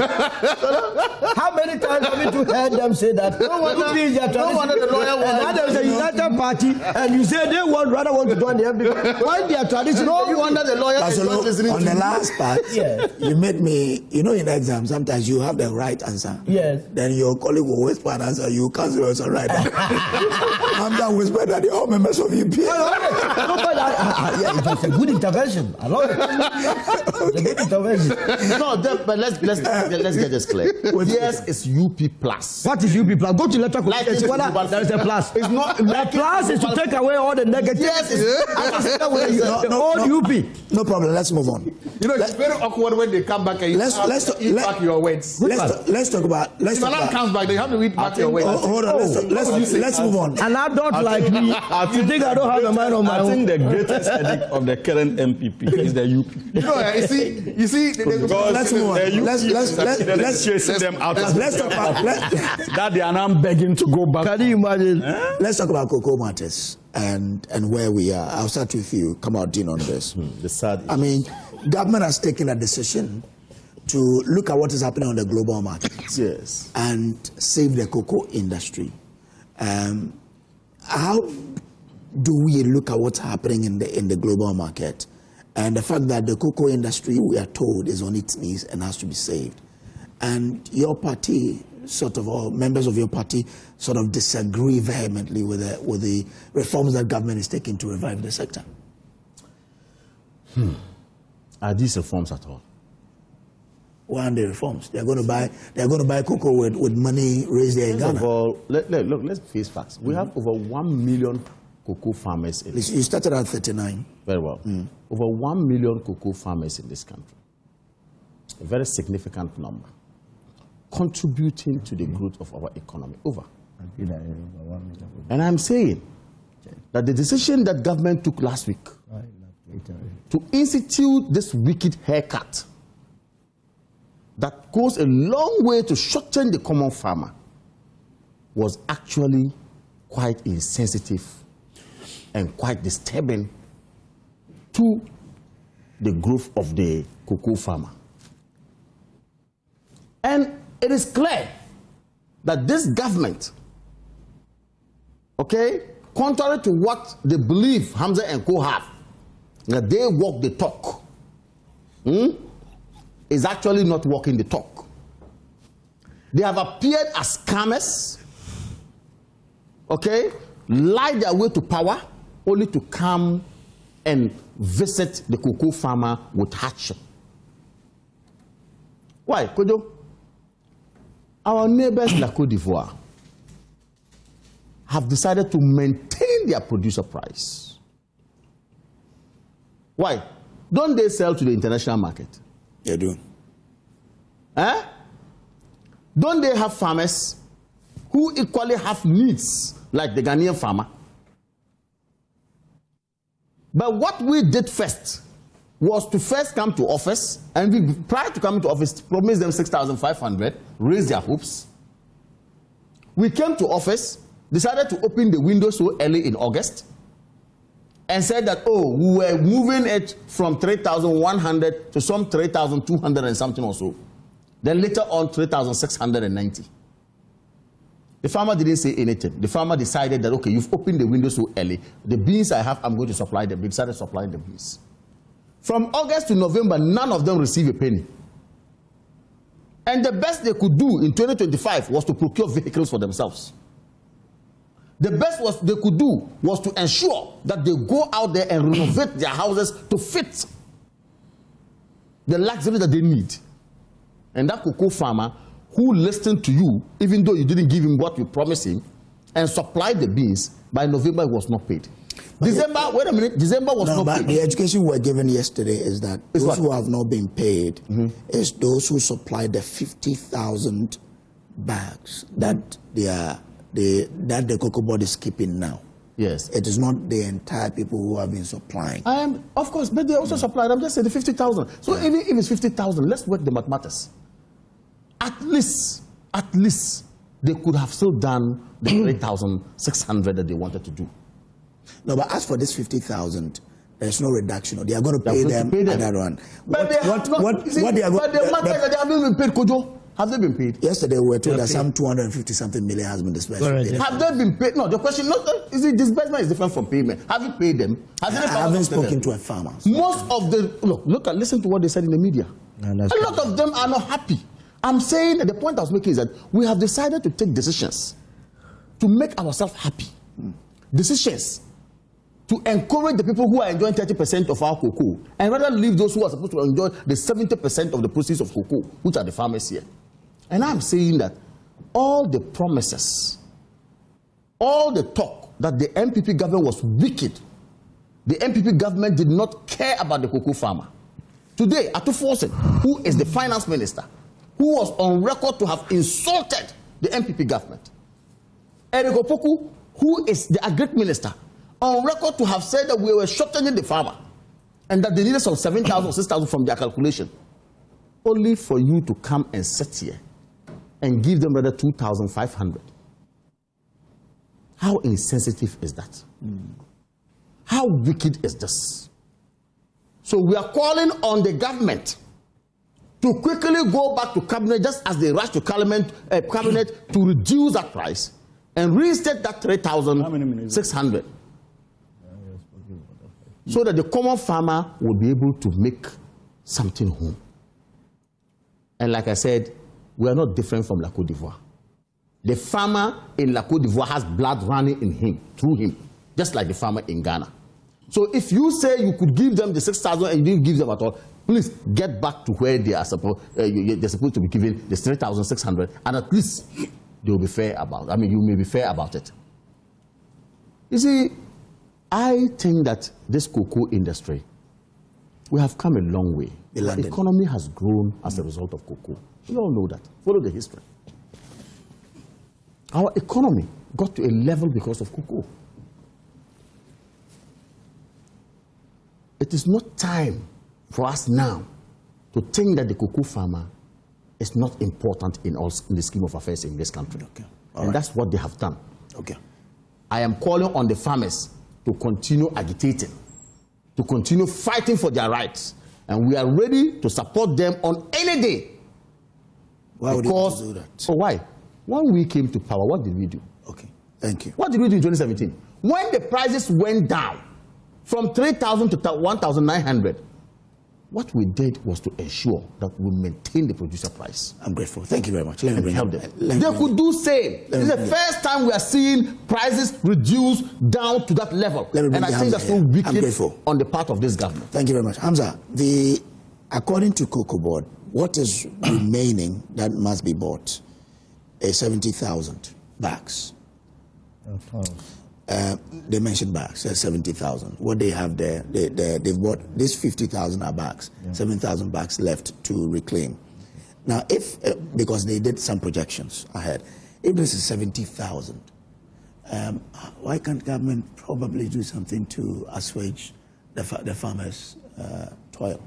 Government cannot do something at this critical moment to assuage their fears in terms of the pricing, because of the dire straits Cocoa Board already finds itself, how it was managed over the years. And I think we've made that point a number of times. And is it, Kojo, this is a very concerning matter to government, especially at the time that we are trying to take the benefit from all the extractive sectors in our country, and especially the agricultural sector as well, when it comes to cocoa in particular, because of its long-standing contribution to our GDP, and even in terms of our effort to accumulate foreign reserves. Cocoa Board has been a major source of that foreign reserve journey. And so this is not only affecting the Ghanaian farmer, it is affecting government plans in terms of projections, in terms of the economic fundamentals. So it is a double-edged sword. But you see, when dealing with this Cocoa Board issue, we are dealing with two important factors. Kojo, the first is the legitimate and genuine frustrations of the cocoa farmer. And the second is the symbolism of noise that we have allowed to confuse the issues. And you see, that noise is a generation and representation of the New Patriotic Party in particular.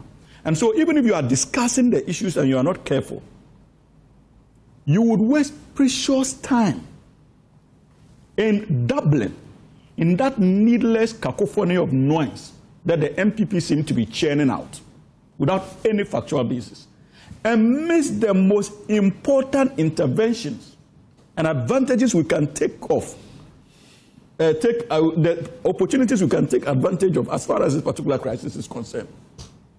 And that is what I have observed in the news. What is the noise? Everybody in this country knows the situation COCOBOD found itself before NPP left office. Indeed, because of the crass mismanagement, that board and that last leadership of COCOBOD did not even present their financial audits for 2023 and 2024. Why didn't they do that? Why is nobody interested in it? It is because the records were so damning to the extent that they didn't want those documents to be made public. And that's why even when Dr. Mahmoud Baume was asked in the heat of the campaign about the state of COCOBOD, what did he tell us? As chairman of the economic management team, that he had no idea about the state of COCOBOD. Oh, he said so. Oh, but the video, you can pull out the video. No, he says so. So he has no idea. Yeah, he pull out the video. Let's not discuss, let's not argue about it. What's happening there? Oh. Kojo, They Kojo, didn't pull say out the the COCOBOD will address the now issues. let me make it. You can cross-check this, I beg you. And you see, Kamal makes the point, and I love that point, that when they were in power and they had pricing challenges, they absorbed it. How were they able to absorb it? Then syndicated loan was operational when we handed over to them. And syndicated arrangement meant that you had sold the cocoa beans forward. So you had hedged against losses. So whether prices at the international market was going down or not, Ghana would stick to the price that is sold forward. So we're not losing. So though under your tenure, you saw prices coming down, the NDC's idea of syndicated loan gave you, and the way we protected it, gave you some measure of stability. But fast forward in 2025, by 2024, you could not even do syndication. So that hedging opportunity that we had as a nation for our farmers to benefit in case prices were falling, what had been taken away by your reckless intervention in the cocoa industry. So that is the difference, my brother. And you see, secondly, Kojo, this is interesting. They also make the claim that, what's the name? So on that one, Dr. Baumia was asked about reports that COCOBOD is on the verge of collapse. And he said he's unaware of that and unfamiliar with the data behind that claim. So that's exactly what he But he didn't. He's not familiar he with it. didn't know. Unfamiliar means you don't know. Dr. Baumia would have told you. No, I'm coming. Hold on. With the data he was asked that claim that COCOBOD is on the verge of collapse. The data man and the wisest man. But he said he's not aware that COCOBOD is So he How can't you be aware? tell the gentleman that is not so. That is even dangerous. No. That's the most critical sector of the economy. The vice president wasn't aware. So let me That's Asking serious. an ignorant question. The man says he is not aware of your question. You see, yes, you see, Come on. that Dr. Baumia we know. An ignorant question was posed to him. He said that I'm not aware of your question. Oh, please, can I make my Yeah, point? let's allow him. That Dr. Baumia we know would have presented data to counter the question that was presented to him and to tell the gentleman that no, the data doesn't suggest so. But by then there was even no data. But if that's he why I says, told you if he that. says, I'm not familiar with the data behind that claim, is he not saying that the data I have is different from No. Why did he Why didn't That's a fair question. Dr. Baumia, you know, why didn't he put out that data? Because I've told you that in 2023 and 2024, they didn't even have financial audits report. Yes, exactly. You didn't have it. Okay. And you see, another lie that I saw MPP apparatchiks sharing on social media was the issue of the pricing window announcement by Randy Abbey. And that was being championed by the Honorable MP, the former Chief Executive son. What's his name? Michael Edu. Michael Edu. Thank you. He claims that because no, thank you. Your time is up, please. Your time is up. He claimed that. No, so you don't have to say. Okay, you have to. He claimed that he made the point, and then people they were excited about it. He made the point that because Dr. Randy Abbey announced the pricing window earlier, farmers were hoarding and were waiting for an opportunity to take advantage of the new pricing window somewhere in September. And so, because of that, that is where we are. That is why we are where we are. Okay. And the question I ask you, Kojo, is the problem at the international market caused by Ghana, because Ghana has so much cocoa beans, to the extent that farmers ordered and now are selling to Randy now? That is not the case. Thank you. The difficulty has to do with the international pricing system. So why and this government has said that because of even Cote d'Ivoire today has announced the possibility of a reduction this morning. Thank you. And you see, when you are making the comparison, this is important. Under 30 seconds. Look, when you are making the comparison with 2 more minutes more. When you are making the comparison with Cote d'Ivoire, Kojo, when you are making the comparison with Cote d'Ivoire, it's important. Okay. Cote d'Ivoire's regulatory system is different from Ghana's regulatory system. Thank you. It's very, very different, and you need to appreciate the difference. No. I am grateful. This morning, Cote d'Ivoire is simply regulatory. This morning, I am grateful. Hamza is using inferior communist tactics to talk about anybody. We shouldn't accept that. He took 2 more plus, so you have it. Don't worry. You come in. I should come in now. Yes. Thank you very much.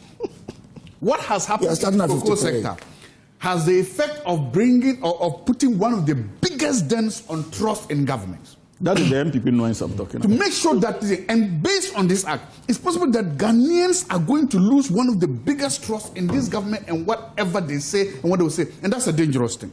But I want to start on by saying something. No, forget about the big English. Forget about the rhetoric. Do you know one thing is very, very clear, which is this. Farmers are suffering under this country. Farmers are just suffering under the NDC government. And I'll tell you one of the things I say trust in government. We can go about the rhetoric. We can go about what they said or they didn't say. We can talk about the promise of the finance minister to give them 6,000, which was a failure. We can talk about the pledge by the president that go and get a cocoa farm, you'll be happy. Are they happy now? Are they laughing? Are they giddy? Are they clapping? No. And then we can come to something. Mr. My in-law Hamza is here. Ghana GH1 is quoting you on Monday, February 9th, 2026. I haven't said this. Which is week on. Hamza, so in will I respond, right? You know, I'm saying GH1 is quoting you. Yes, when I finish, you can respond. GH1 is quoting you. New Salem. This and this government won't entertain the invitation to cut prices for cocoa farmers. That is GH1 quoting you. You are sitting here saying, Dr. Boy, did you lie? No. Did you lie when you said that? You are a member of the English. Should I respond? I'm coming to point. I allow you to respond. You are sitting here. No, but when I finish, no. Okay, you can respond. Well, let him respond. No, respond. Did you say that or not? Or you can finish. No, respond. Did you say that or not? First of all, listen. I'm happy that my brother is interested in my exploits. No, but let me respond. I'm going to respond. Let him respond. Don't worry. He has invited me into the discussion. It will take a minute to do that, maximum. That the government will not entertain an invitation from the MPP to cut cocoa prices. And this government has not done so. And that is why even when we announced an FOB prices of 70% earlier, and the adjustments at the international level, commodities level, because of the deep decline in prices, government proceeded to actually increase the FOB to 90% of the international prices. Okay, I'm grateful. Yeah, Zaato. So again, I'm coming back to the point. So what's your difference? Amend your statement. This government won't entertain invitations to cut prices for cocoa farmers. It didn't say suggestions by the people. So if you take it the fact, no, if you take you want further clarity. So the finance minister, the president, and you said you said that now you want to hold somebody. I don't speak anyhow. I don't speak anyhow. Come on. Let your brother know. Let's go to the point. I don't speak anyhow. Now it goes to the point. All farmers needed was about 70 million cedis for them to bail them out. What? This government is telling us that they cannot afford 70 million cedis to bail out cocoa farmers. No. One of the benchmarks, the rock of this nation. That's what they are saying. Government has looked cocoa farmers in the eyes and tell them that 70 million cedis is too good for you. We won't give you, they won't do that. This government that is engaged in frivolous spending and activities saying that you are 70 is too good for you. We'll leave it to go like that. But now the other reason they said they increased the price high was to check what smuggling. Now that you have reduced the prices, have you thought about the smuggling? If the reason why the price was high was, and that's what I'm talking about, the incompetence and the apology at Cocoa Board right now. If your price increase was to check smuggling, among other things, to Cote d'Ivoire, now that you have reduced the prices, have you factored in the smuggling angle? Now that their prices are higher than ours, have you factored that out? I don't know the point. Will it go inside there? Thirdly, and then I'm coming back to this. You announced a desperate attempt to cut prices at Cocoa Board. They did take about, there are laws that are governing collective action decisions. There are laws that are governing compensation and other things. There are unions that have got negotiated conditions of services and other that. This attempt to cut their prices, they didn't respect those laws. They didn't go back to it because I've seen labor unions rightly rising up to reject these things. I've seen a union saying that no, this was arbitrary to do these things. Even if you are asking unions to sacrifice for the company or to sacrifice for Ghana, is it not important that you do that by respecting the laws? Is it not important you do that by inviting the unions and trying to get them to understand that the ship is sinking, that the ship that you are leading is sinking, that the holes in your ship is sinking, that after 1 year of full management, you've now all of a sudden realized that the ship that you are in is sinking, and so you need their support. The decisions and actions and inaction at Cocoa Board were not all made by these workers. I believe that any competent or any good manager or leadership of the Cocoa Board would have at least invited them, asked for their help, asked for their input into making these decisions. Ultimately, if you put all of this in, you can see the cacophony of nonsense and the big attempt by governments to justify their incompetence, to justify why they have left cocoa farmers dry. It's not only cocoa farmers. I've said this yesterday, I keep saying it. If it was cocoa farmers, it's an exception. It's not only cocoa farmers. It's all farmers in this country. And that was the question I asked today, and I'm still asking that question. How come, despite all that we hear about low inflation, high GDP, low interest rate, fuel price, everything is down, farmers in Ghana are wallowing in poverty, are facing bankruptcy, and are crying? How? That's what I said yesterday. The mismatch in that theory, there's a mismatch somewhere. Something somewhere is not fixed, because if the farmers, those who are feeding us, and at the same time, remember the statistics for food insecurity in Ghana is rising. Why is it that farmers are doing their part? They are producing more, they are working harder, they are obeying the laws, they are doing the right things, but they are suffering and they are becoming the offshoots of this thing, and they are not. What happened? How is that happening? And I'm saying that anybody that looks at that if you look at it, you realize that whatever economic model you are doing, whatever approach you are doing, whatever change you are doing, is not working. Okay. And must be changed. All right. I'm grateful to you. Before I allow Solo to come in, let me announce again that we are receiving more donations from you. Joseph Samuel Kofi, we've just received your donation. Thank you so much. Mustafa Adams, we've also received your donation towards the lady who has brain tumor. You can also send yours to 0246 21 1148. 0246 21 1148. We are raising 70,000 Ghana cedis to help this lady with a brain tumor. She needs to go under surgery in the next 2 months, else she suffers permanent sight loss. I'm getting a lot of stuff from Workers Act, but I don't know them. Okay. How can we authenticate it? That's what I'm saying. People are asking. Their salaries have been cut now. If in future the price of groceries, would they increase their salaries to compensate? They want to know why are they being punished? This is a natural order. No, what is a natural order? No, there's nothing natural about what is happening now. What is happening is unnatural. What is happening is Okay. Let me answer. If your cuts, salaries are down because let me answer. Of course, gentlemen. Second, hold on. Again. The cut in salary was till the end of the cocoa season, which is in August. So that's it. So what happens? Will they be compensated? They're asking. They want to know. I don't know about compensation, but I know about reinstatement. Which way? They want to know if, when prices appreciate later on, they will be paid back the back salaries. Okay. Which back salaries? The sacrifices they have made. Are they going to pay back the cocoa farmers? It's not Are they going sacrifice. You to can't pay just back say the there's cocoa a farmers their sacrifice. backlog? Have they told you that they've sacrificed? Are you serious? Thank you very You much. cut somebody's salary, you say sacrifice. Have they told you that sacrifice? What kind of this is it? Did they tell you it was voluntary? You don't teach leadership volunteers as part of your podcast. I'm a senior lecturer. I go, you cut my salary, you say I'm sacrificing. Have I told you I want to sacrifice? Have they told you they want to sacrifice? Which one? The workers at Cocoa Board. Cocoa Board. Have they told you they want to sacrifice? At every standard. That's why I'm asking you if you have taught leadership. By what The standard, he runs a company. No, it's not running. And he knows that when the company is a growing concern, workers will pay. Hamza, you don't go if it is going through challenges, and then you tell the person salary. it's a natural order of It's things not a that natural order of things. you have to roll back certain and then things, you certain say that I'm benefits, sacrificing. What do you mean? so that they can work harder to earn more. No. It's not about screaming. It's not about shouting. I'm saying the fact that you don't. It's about the fact. Thank you very much. When you were speaking, have I told you I want to sacrifice? It's not even your time. Why? Have I told you I want to sacrifice? and No, these your are the time kind is of up. people. Have the workers told you that they want to sacrifice? These are the kind of people who want to lead us in the future. Yes. He said he wants to So you leave. must be But he's a member of the you new must be He contested for parliamentary. You cannot just bring And their lost. salaries Have you forgotten? with attacking to their unions. He was desiring to lead, and he's Thank telling you. his own constituents that he's Thank you very much. When we sit here, he will make all the noise about the poor cocoa farmer. The poor cocoa farmer. They are telling you to sacrifice for the poor cocoa. You say, would you want Who to? has told them to sacrifice? So you see that double standard. Have you spoken to their unions? Every morning he will lie about the poor cocoa farmer. He will pretend as if he does. Meanwhile, he doesn't even have a backyard farm. Ask him whether he has a backyard farm. I do. Into me, he doesn't even have a backyard. But you don't. You don't. A farm. Look at telling you I have. Okay, Where is the farm located? Which part of Tumu? Thank you very much. Which part of Tumu? Thank you very much, gentlemen. Today, I can supply you 100. It's not. I am told your microphones are off, so I'm told your microphones are off. Your microphones are off, so I don't have to worry. I'm grateful to you for watching us. THS Ventures.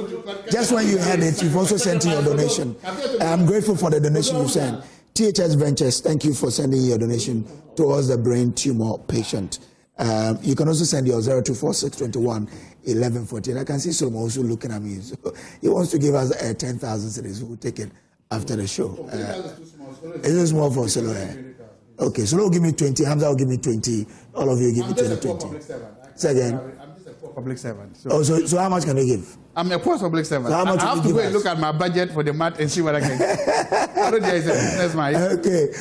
Solomon has agreed to give me 10K, so I'll take that on from him. So You also have 7 minutes. it's very important that I thought you had his take on the cocoa matter. No, he hasn't. He's He said it from you have a you. problem. So let's move on. Solomon. He's scared. You see, What are you look, coming to see? the last thing that we must be expecting from this country is to be getting proposals as to how to revamp the cocoa industry from the new patriotic party and their sides. I mean, at best, they should be staying away from the cocoa discussions. Because a party that took over a positive equity position of Cocoa Board and ended up with a negative position of Cocoa Board must be the last. We never took up personalities positive. speaking- Please. Oh, That's it was we never 1.8 took- billion. You left with a negative 3.8 billion. The financials are there.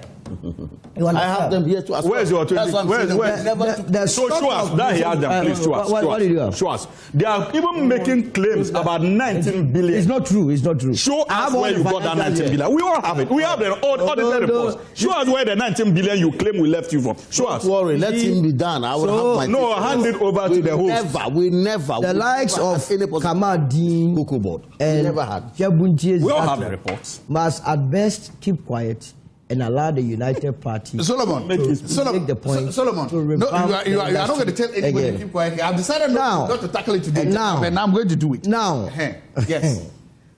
see, the government has come out with a number of proposals. Yeah.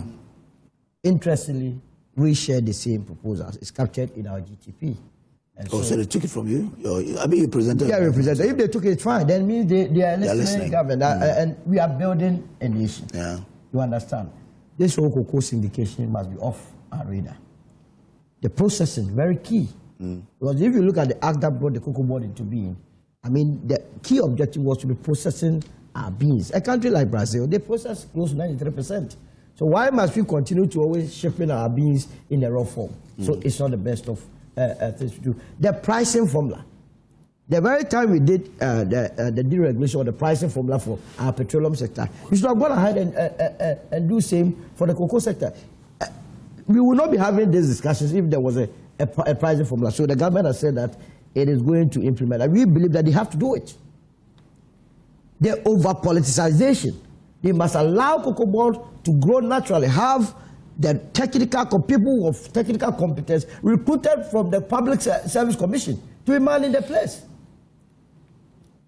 When you do this, I tell you, the cocoa sector will be very, very Are you saying buoyant. Randy is not coming to No, I'm not saying so. I'm coming there. Okay. I mean, ever since Randy Abi took over cocoa board, from where I sit, I don't see what he has done that must necessitate his removal. If anybody can point to a single policy that has been so negative towards the sector, tell us, and then we will go after him. You mean reducing the prices by about 500 is not something? Let me tell you something. Tell me. The more I listen to my brothers from the NPP, the more I get worried that they stayed in power for 8 years. You should be How can you tell me that you are a businessman? Mind you, cocoa is a business. That the international market price of cocoa is $4,100 per ton. And that you as a country that depends, government runs with two sources of revenue. If it's not taxation, it's grant. That taxation that we are going to use to develop our roads, hospitals, schools, and other infrastructure, because the world market prices of cocoa has dropped, we must go and take that taxes to go and cushion the farmer. When the farmer is also in these roads, schools, hospitals, who does that? It explains to you why they decided to go and borrow and then to shore them up, left us a huge debt. Reckless management. Who taught them this management? And it runs through all of them. They go on various platforms. Government must go and look for money to short. What? Look, if what their claim that Côte d'Ivoire is still selling at the price that they fixed is true, I'm telling you, cocoa farmers in Ghana will not be making noise. Do you know smuggling more than the cocoa farmers? You mean we are claiming it's not true? It's not true. My brother. It's on paper. Let me tell you. What I talk about? Why? We don't have people. Let me. Are you indicting the platform you're sitting on? No.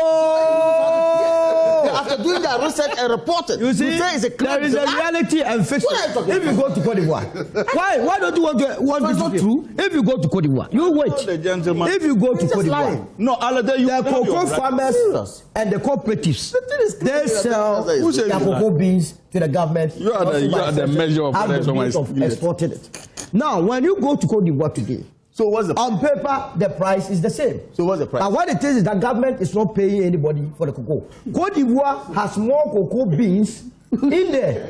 In fact, if you look at the tonnage that is left, theirs is in excess of 1 million tons sitting there that they are not having buyers. If the prices of cocoa in Côte d'Ivoire was higher than Ghana, by now all the cocoa beans will be smuggled to Côte d'Ivoire. They will not even make noise. They are looking for an opportunity. Remember, go and check the 2023-2024 season, OT region. When Ghana's cocoa price was that terrible, they were able to only contribute 97 tons, a whole region, 97 tons, because it became so profitable for them to smuggle it to Togo. That was offering a higher price. Guess what? When our price became better than Côte d'Ivoire and Togo, this year or last year they contributed more than 2,000 tons. See the difference. So cocoa politics, it is not for you to go and tell the cocoa farmer. The cocoa farmer knows his economics very well. He knows that he has neighboring countries, and that if Ghana's prices are not good, he will send it to other neighboring countries to make the most out of it. And why is it that the cocoa farmer in Ghana is today, a few of them though, because those that Mirakasabwaji and Co sent to the farm are constituency members of a proposed NPP branch. And those that the NDC members are talking about. I know them. And they are they didn't even say them. They didn't even know You are not NDC members. when they were lecturing them, one of them was standing by and said, say Randy brought on camera. They didn't even edit that portion. When you are going with some of this, but the truth of the matter is that I agree with this administration in reducing the price to reflect what is happening in the world. You see, it is very important that as a country We don't do anything anyhow. All right. No, I'm not done here. You just started with me. Please. No, Why do you want to? 9:04. It's in. Hey, I just started, my brother. Are you what sort of time are you? No, Solomon. You see what they are trying to do. Oh. You're talking. You started with me at 9:08. It is now a minute. You have to be fair to You're yourself. running up. Running up still. I personally Nothing to say nothing. running up yesterday. No, I believe you. I personally went to Cocoa Board because I was so furious to Were you hear. giving tea a biscuit? I was furious to hear that in the midst of this trouble, they had procured 110 pickups and some Land Cruisers. And guess what? I was amazed with what I was told That was You didn't by see the it. officials. That was You didn't see that. First of all, the company itself has a report, annual report on vehicles that suggests that they needed 200 pickups. Now, guess what? Without these pickups, in fact, there's a comprehensive report that says that the vehicles that they are using are in critical condition, without that they can't operate. Yes. Now, Cocoa Board, through its own internally generated revenue, they have something called residue fund. When you go to the port and you are doing quality control here and there, you see the beans that falls, they gather all of it and sell it to the local processing companies. Out of that, they have been able to mobilize revenue, and they use it to buy vehicles for their own operations. And we have, because of cheap politics, look, I have said that we will beat the NDC with superior policies, not just to come and lie. All right. Go and get superior policies. Thank you. You come, you are in the month of Ramadan, you are lying. Month of Ramadan. That's why I caution you. You caution him. That's why. He has spoiled the fasting. I've said nothing. How can you come and destroy your fasting this morning? When the company is using its own internally generated revenue to buy 110 pickups as against 200 pickups, you have a political party. So they bought how many pickups? No, they have in batches. What they told me yesterday that they have ordered 110 in batches. Okay. And as a matter of fact, they need 200 pickups for their operations. By the And how way, many Land Cruisers? pickups? And how many Land One boy here was living. He took away the 7 Series. One boy here was living. Did they also buy Land 7 Series BMW. He took it away. Can you take 7 Series to farm? He took it away. Can you take 7 Series BMW? Go and see how he has run down the official residence of Cocoa Board. Solo. Go there. You see, you people. Oh, the boy in Edo, I know. Yes. You say he has run down the. Go and check. Go and see the official residence. You go there. Oh, they run everything down, Kojo. I'm not kidding. Look, you see, yesterday I took my time. I took my time to go to Cocoa Board. I saw the report. I'm a follower by profession. They gave me the entire report. Go and see how I'm asking you, that not a fact. Run the drives in space. And the LPP has the nerve to come and sit here and be lying to you. Do you take 7 Series BMW? Let's not let this go. What are you doing? What else? Everything has You gone. have destroyed your fasting. Everything has gone already. Hold on, it's gone. Forget it. Solon makes a point. After this, go and eat. Solon makes a point that I thought Solon, he you was mean going to like say. we are in Lent? I thought he was going to Are you say. Lenting? Oh, me, I'm eating. Oh, you are not Lenting. Kojo, Solon makes a point that he was at Cocoa Board. I thought he was going to say that our claim or the case that they purchased vehicles was wrong, was not true. But he ended up corroborating the point. No, but you are saying that you were borrowing to go and buy. They were borrowing. I'm saying internally generated. We said that policy-wise, Yes. if you do your projections and know that the farmer is going to be shortchanged, you would not, no company would say, let me go for vehicles, when prudently you should have channeled such funds to see. It's not true. How would they operate? How would they operate? How would they operate? The welfare of Don't be trivial. Don't be simple. Thank you very much. No.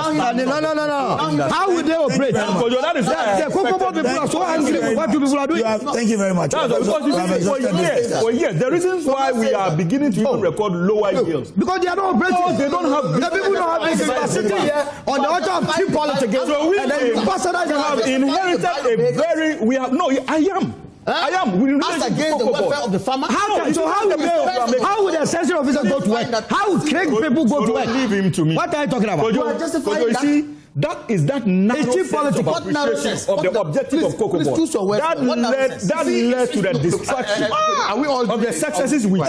Thank you very much. Because you know the Let's But we will not allow people to be doing their job. Patriotism is key. Patriotism. You must be a responsible opposition to power and tell people you're going to get 6,000. They say they are doing, they will say opposition parties. When the United Party is not part of what they are doing. Okay. Well, for the vehicle for Thank you very much. Thank you. Let me just give you. Our time is out. Let me just give you.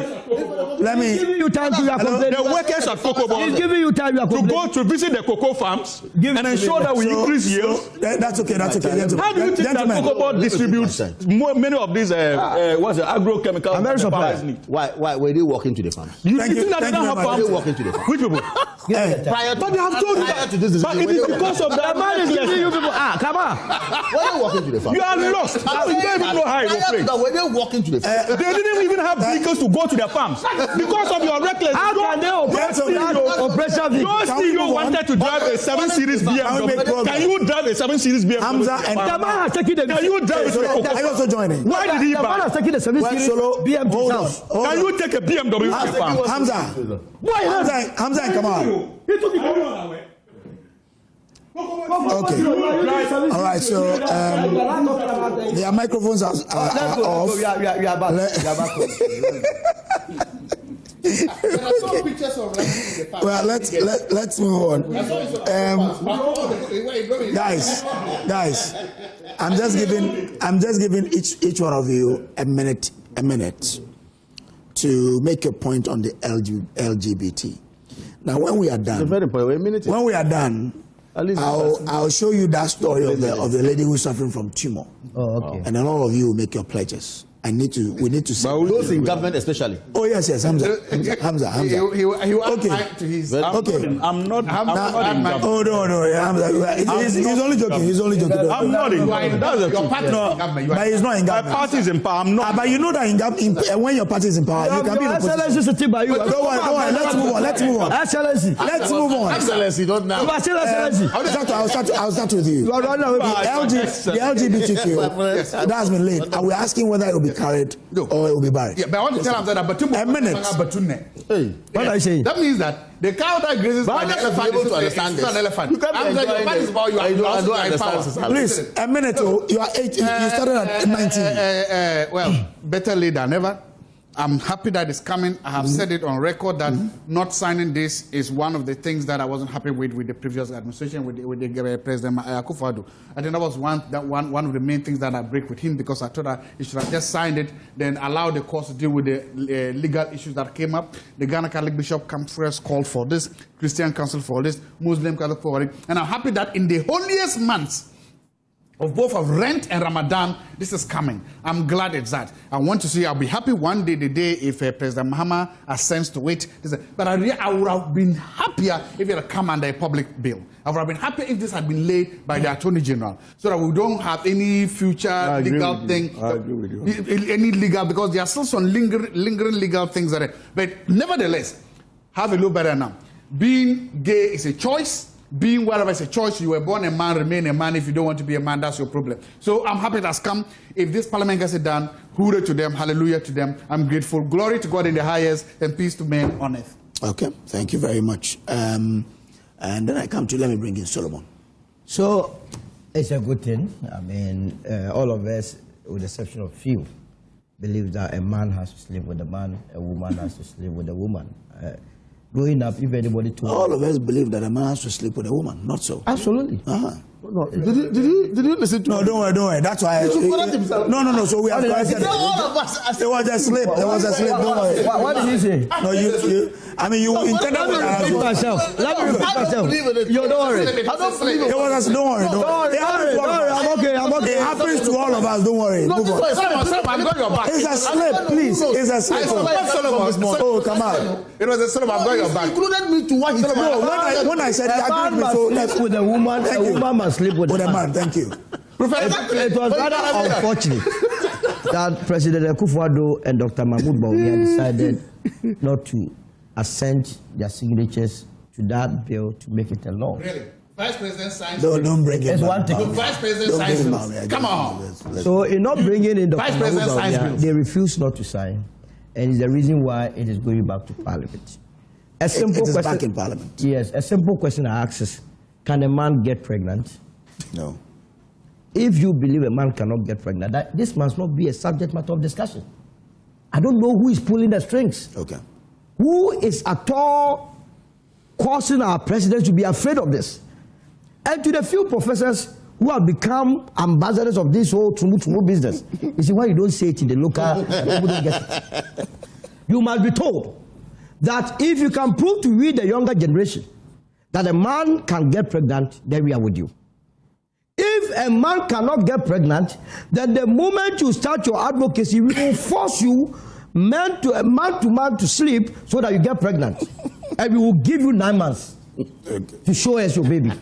Else, from today to go, you will have us to contend with. Yeah, thank you. Come on. Okay, come on, I come to you. Well, just a minute. like Zaato said, I am disappointed that the government who promised that they were going to make sure that this goes and through the Attorney General are quiet, and yet we are still having to do with the private member bill as well.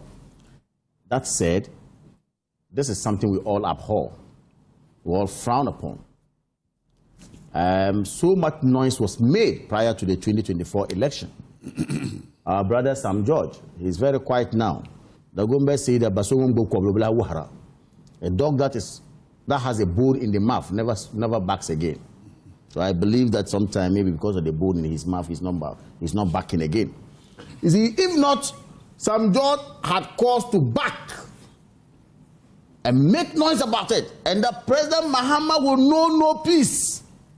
If he doesn't sign this one, he comes to power. President Mahama came and said they should go back, and then it will come under some whatever government bill or whatever. We are watching. These semantics, let's stop it. What is bad is bad. So you should have. What is bad is bad. If it wasn't signed yesterday and it was, of course, I have always told my position. All right. That was never. That your government. I'm a Muslim. Yes. And of course, it's in the month of Ramadan. Yes. There's no day. Then you should have resigned from the MPP for. When you should have resigned from your party when your president decided. Thank you. Not to sign. Thank you. You should have He resigned from there. Thank you very much, gentlemen. Thank you. Make sure that the noise they made about it, they actually just you were happy when Thank it was you. not signed. Thank you. I'm grateful. This was first of all, good morning to Dr. Joshua Zaato and Kamaldeen. I must commend the Chief Justice for throwing these frivolous petitions against the chairperson of the Electoral Commission and the deputies. As for Kesi Ejaben's removal, the Chief Justice erred. This is because the Chief Justice should have considered the loss this nation has suffered from the OSP's office. There hasn't been any significant benefit accrued to the state. Nana Kema Boateng, a.k.a. Dr. Baumia, will be president in 2028. Yes. Hamza, a minute. Let's President go. of where? Hamza, let's go. Yes. A minute. Let's go. Tamasco Boys Association. Association. Of Tamasco Boys Association. Let's go. When they were accusing Cocoa Board of, what do you call it, spending money anyhow, you know what came to my mind? At least our They say talk about LGBT, wasting not about resources, Look. bathing in a luxurious jet, or in the name of building a cathedral. Today you are renting jets all over. That hole is there. President Mahama is renting jets hole is all the most over. expensive You hole even there. want to buy one with. But you see, You say the hole is there. Is the hole not there? You see, so much has changed in this country over the last 1 year, and we must give credit is due. So much has changed, especially when it comes to the handling of our you are finance. buying a jet with Please, bus. when you are speaking, I was quiet. So much has changed when it They comes said to talk the about finances of our LGBTQ. country. They didn't say come and talk So about. when we talk about frivolous and reckless expenditure, we know the party to take that tag. It is definitely not the NDC, but it is a party that drinks and LGBTQ. shits Please, let's go. on the issue. Hamza, let's Speak go. to it. Hamza, LGBT. Now to the issue of Speak to LGBT. it. You know, when Dr. Zaato was talking, I made the point that I agree with him. Yeah. I expected this to have been driven by the if you like, the Attorney General's office. Yeah. But I can also understand the haste on the part of the members of Parliament in terms of still pursuing the private members' bill. Possibly because they feel, you know, there are so many bills that the Attorney General's department is working on that are even not at the committee stage. Okay. All right. We've just been in power for less than 2 years. Okay. Some of these things are expected. But you see, he made a pass at the Honorable Sam George. Not long ago, when the bill was even laid, the Honorable Sam George repeated his commitment to that particular fight. And if you go on our Facebook, thank you very much. You would know that the responsibilities of ministerial affairs has not shifted. Thank you very much. I'm grateful. As far as that, let me say, gentlemen, I'm grateful, gentlemen. Thank you. Okay. So this is still the AM show. We'll take a break. I was joined by Solomon Owusu, Director of Communications of the United Party, Hamza Mohammed, Hamza Suwuyini is a lawyer and a member of the NDC's communications team. People are saying he should go for the communications director position. I don't know. We'll leave that to him. Kamal Dean Abdullah is a deputy communications director of the NPP. Joshua Zaato is a political analyst and a policy analyst with the University of Ghana. But this one from our boss here at Multimedia says, belated birthday to you, Miss Shelley Kum, Head of Corporate Communications, Vivo Energies Ghana. So belated birthday to you, Miss Shelley Kum, Head of Corporate Communications, Vivo Energy Ghana. Yesterday was your birthday. Oh, you are giving us 500 Ghana cedis. Thank you. You also giving us 500. Okay, so I've raised 1,000 Ghana cedis. Right. You give us 1,000 Ghana. So I've raised 2,000 Ghana cedis. Thank you very much. Zaato says 500.